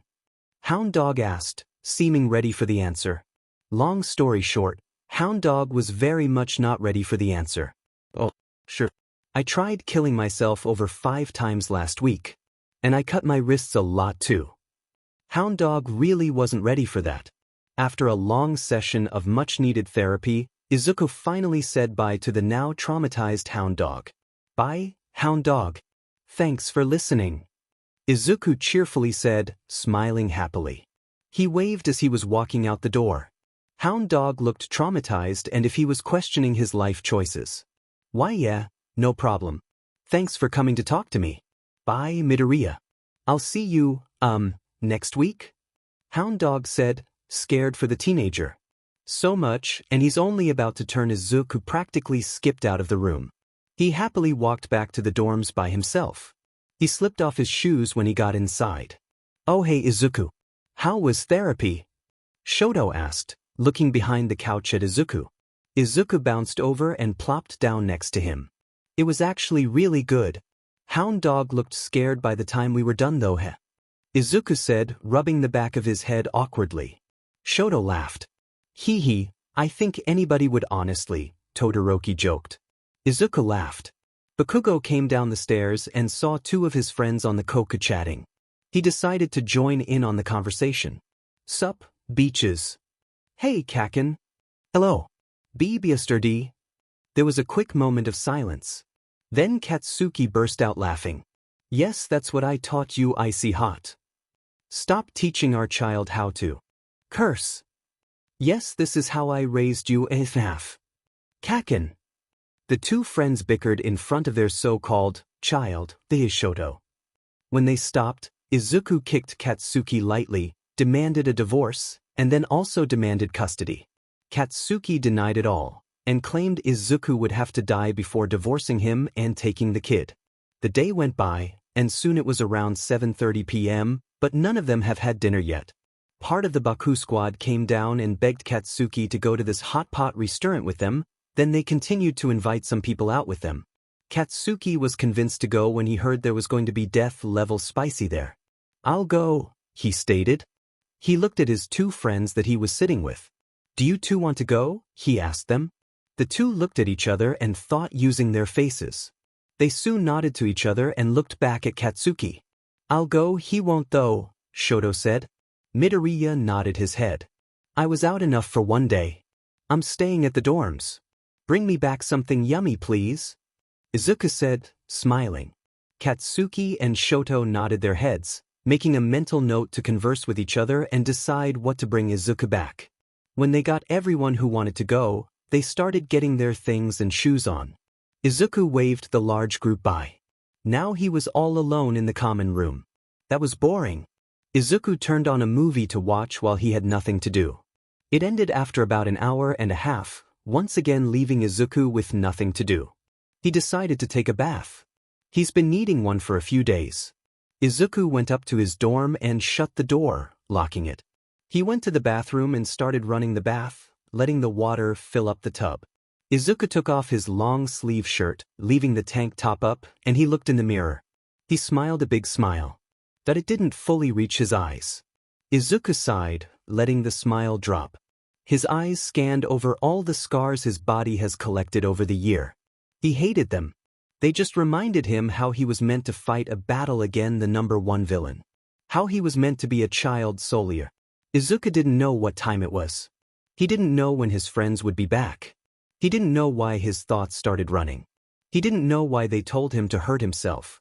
Hound Dog said when it starts happening again, to do something that would relax him. Izuku was going to continue undressing and get in the bathtub, but the first aid kit just called his name as he stared into the clear water. No, he couldn't. He shouldn't. It would make everything better. Izuku gripped onto his arms, digging his nails into his skin. Why did his arms feel so itchy? Why wasn't the itch going away? Izuku scratched his arms, raking his fingernails up and down his skin. His breath grew more panicked and fast as his hands went faster. His arms grew red as small red dots appeared on his arms. The red grew as he continued itching. His arms were bleeding as he scratched his skin raw. He only stopped when he got the first shock of pain. He brought his hands away from his arms, staring down at his bloody creation. He hiccuped at the sight. Izuku reached and fumbled with the first aid. He unzipped it and dumped out the contents. He only meant to take out the bandages and treat his arms, he promises. But they were screaming at him at this point. The blade just seemed so calming right now. Izuku held the cold blade up against his wrist and cut it, swiping it hard. Izuku's eyes were brimming with tears. The voices and thoughts were quieting down as he cut. Izuku went closer to the bathtub, soon sitting on the ledge. Izuku didn't know why, but he dipped a clothed leg into the warm water. His arm got cut as he reached to turn the water off. His other leg got into the water. Izuku slid into the bathtub. He was dizzy. He was bleeding, like bleeding a sheet ton. Izuku had a hard time breathing as the box cutter slipped out of his hands and onto the ledge of the tub. He couldn't seem to stay upright. Izuku reached to the toilet and grabbed his phone, slowly pressing buttons. He put his phone on the ledge, but it knocked over the box cutter and they both fell to the bathroom floor. His eyes wouldn't stay open, he couldn't stay awake. The warm water burnt against his open wounds, but he didn't seem to care much. Izuku took one more breath before his head went below water. Izuku felt like he was drowning. He wanted to get out. He needed to get out. Everything was coming at him all at once, and it was all too much. It hurt so much. He just wanted to go to sleep. But he just couldn't seem to get up. I heard a clatter. A thud? I don't know. Something fell, Jiro said, trying to listen in for anything else. She can't hear anything. There's nothing. I don't hear breathing. Everyone panicked at that. They had gotten back from dinner about 10 minutes ago, and couldn't find Midoriya anywhere. He wasn't in the common room or the kitchen, or even the community bathroom. Split up and find him. Aizawa's on his way and is almost here.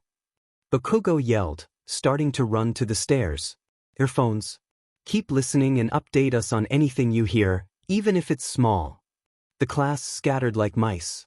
When Aizawa got there, Someone quickly told him the plan. He copied the rest of his students. "It's locked," someone yelled from upstairs. Aizawa sprinted to the second floor and to the boy's side. Kirishima was jiggling the doorknob. Aizawa kicked the door, but it wouldn't budge. "I can pick locks," Mineta yelled, running out of his dorm. People cleared the way, letting Mineta go to the locked door. Mineta worked his magic, and in a few quick seconds, the door was unlocked. People were in his dorm in a matter of seconds. "Bubbles!" Jiro screamed. There were bubbles. Ojiro locked eyes with the bathroom door and kicked it open. Aizawa quickly went into the bathroom. The sight, oh God, it was sickening. There was some blood on the counter, and all the bandages dumped out. The box cutter was bloodied with fresh blood, and it was on the floor, next to the bathtub. The water was tinted red, with a figure inside. It was Izuku. Izuku's head wasn't above water. There wasn't any bubbles coming either. "Call an ambulance," Aizawa exclaimed. Aoyama was outside the dorm, but he wiped out his phone and dialed 119, basically the 911 but in Japan, according to Google. He talked frantically and explained the situation. He made sure to stay on the line too. A tongue shot out and wrapped around Midoriya in the red water. It gently lifted him from it and set him down on the ground. It didn't seem to hurt him or have any bad effect. Aizawa started on CPR. Katsuki sat by Izuku's head. "I can do mouth-to-mouth. He knows me the most and the longest. He'll be fine if I do it," Katsuki said, determined. Aizawa nodded his head. He didn't care who did it, him or someone else. Someone was going to do it to get this boy breathing. "Now," Aizawa ordered, and Katsuki went down and breathed for Izuku. He still wasn't breathing after a bit. Katsuki quickly checked his pulse. Dun's face. "Electricity. Use it to start his heart. Now." Katsuki screamed. Kaminari Denki dropped to the other side of Izuku and rubbed his hands together, creating sparks. 200. Katsuki demanded. Denki pressed his hands down on Midoriya's chest, sending the shock to him. Katsuki felt for a pulse. "Nothing." "Again," Katsuki said, and Denki tried it again. Izuku's body jolted from the shock. "One more time," Katsuki exclaimed. Another shock of electricity was produced by Denki and handed over to Midoriya. "We got a pulse," Katsuki shrieked. Aizawa started back onto CPR, and Bakugo did mouth-to-mouth. Izuku got to breathing again, his body coughing up the bath water. He still wasn't awake though. Momo rushed in with Tokoyami, them both switching with Denki. Todoroki came into the bathroom and sat by Bakugo. "I'll dry his arms and you apply the bandages," Momo said, grabbing the dry towel and gently patting his arms dry. Tokoyami wrapped the bandages around his arms tight. "Sheet, there's no tape," Tokoyami muttered. Siro released some tape from his elbow and handed it over to the bird human. Tokoyami thanked him and taped the bandages. The ambulance was taking a while, like they had all the time in the world. They barely had all the time for the rest of today. "Todoroki, warm him up," Aizawa said, looking at Todoroki. The teenager nodded his head and put his hand on Izuku, heating up. His heat transferred to Izuku, warming up the cold boy. Kirishima was throwing whatever he thought was needed in a bag for Izuku to have while he was in the hospital. He threw in clothes and a blanket, plus the phone Momo handed him. Well, he plugged it into a portable charger and then threw it in. Momo also handed him the box cutter, but Mina grabbed it and used her acid to melt it. "Welp, guess now it won't be used again." The sound of an ambulance filled the air. Izuku's eyes slowly fluttered open, wincing at the bright lights. He opened them back up, his eyelids still mostly closed. He looked around at his surroundings. "I'm tired," Izuku mumbled out, his eyes closing. They quickly opened a little bit. "We know, Midoriya, we know, just stay awake a bit longer," Aizawa said, trying to coax Izuku's eyelids to stay open. Izuku shut his eyes, letting out a breath. Bakugo muttered out a series of no's and pressed his fingers to Izuku's neck. "Pulse is still there." Ida rushed into the room. "The ambulance is here," he gasped out. Aizawa carefully took Izuku's unconscious body and picked him up, being gently to try to avoid any injuries. Achiko held her hand out and tapped Izuku, making him have no weight. Shoji opened his arms out to hold onto Izuku, and Aizawa passed the boy on. Shoji wrapped his wing-like arms around the teenager and carried him downstairs to the waiting paramedics. Shoji gave Izuku to the professionals for them to try their best to help him. Aizawa gave them his number to call in case of anything. The class all got together to talk in Izuku's room. Some were looking everywhere for anything else they needed to take away while others were sitting around the room, thinking about what just happened. Most of the kids cried. Some just sat there, staring into space. Others tried to comfort their friends, but failed and ended up crying with them. Aizawa sighed. He held back tears. We all need to talk about what just happened. Does anyone have anything they would like to share?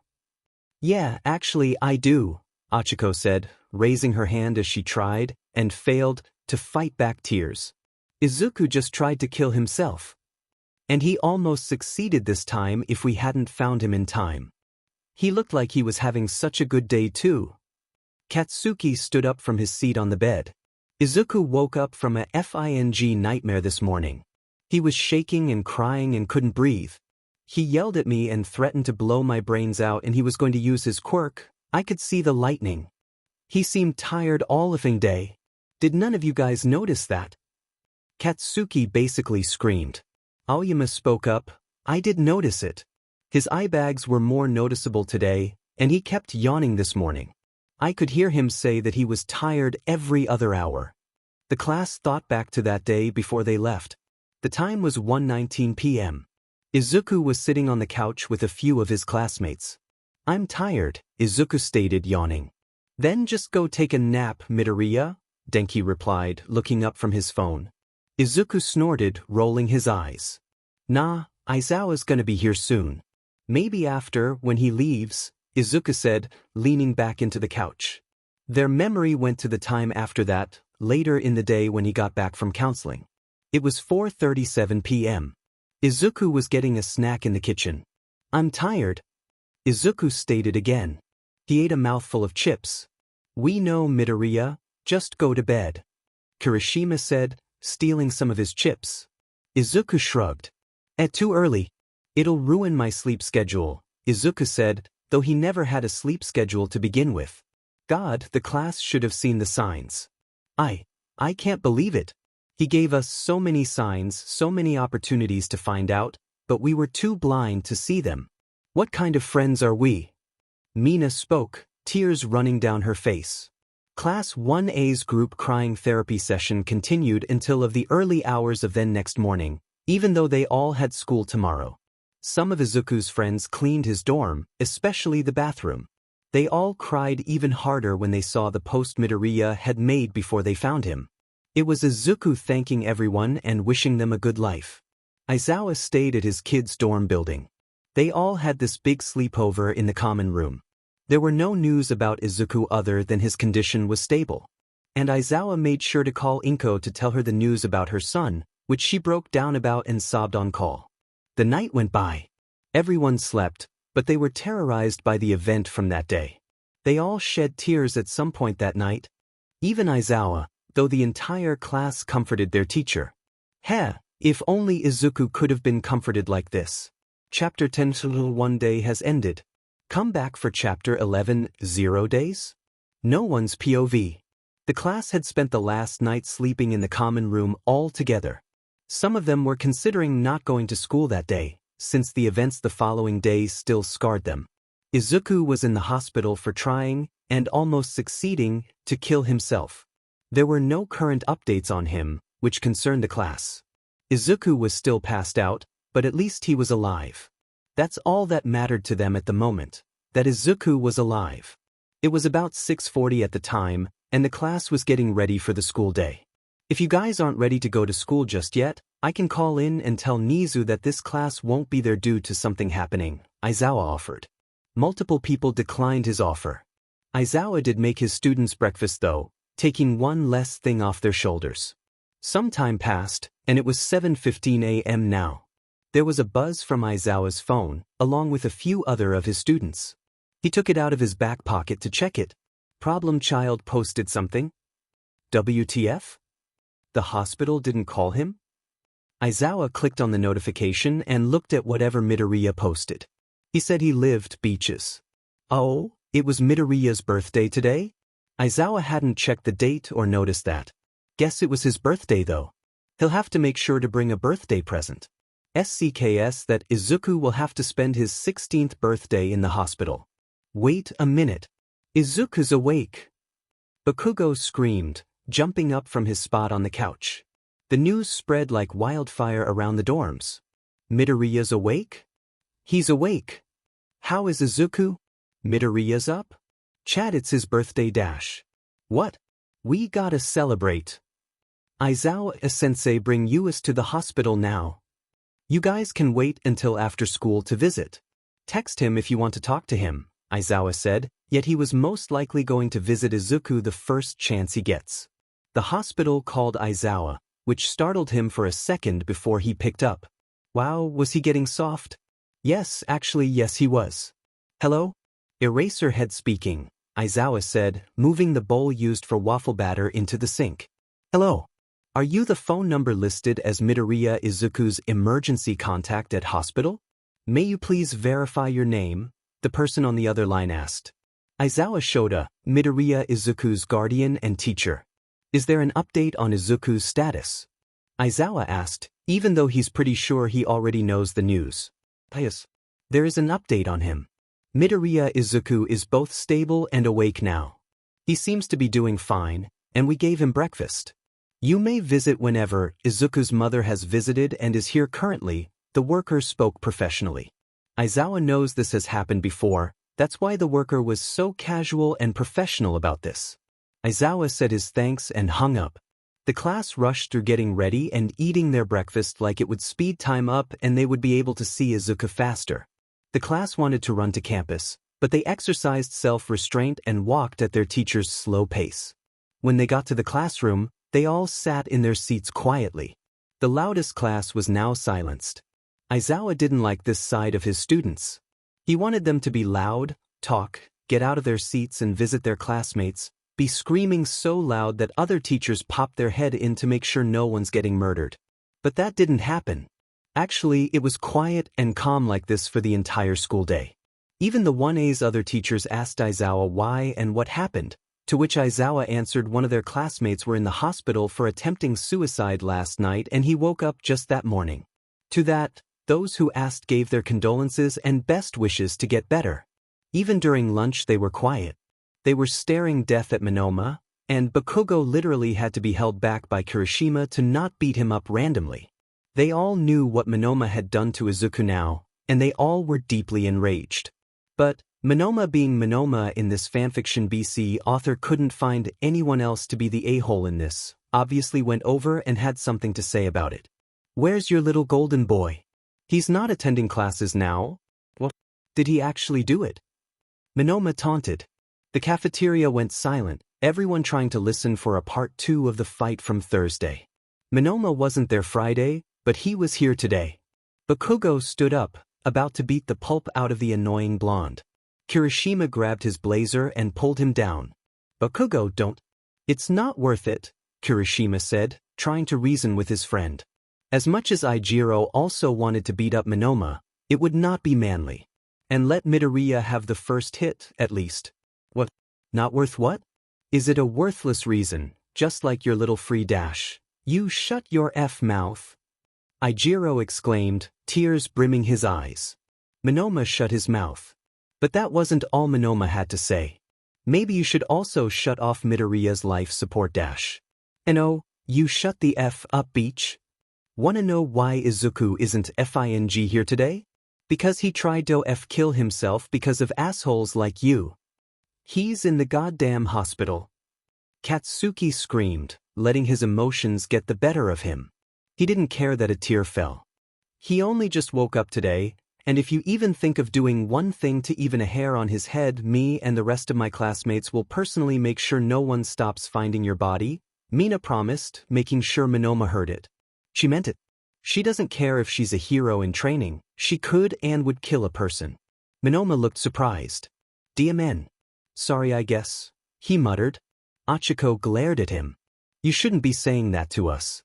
Tell our classmate and friend that's trying to survive in the hospital right now, Ochako said, stabbing her lunch and looking directly at Monoma while she did it. Monoma chuckled a little. Heh, I guess, he mumbled before quickly leaving the cafeteria. The students of 1A made sure to report Monoma. The rest of the school day went by like any other school day.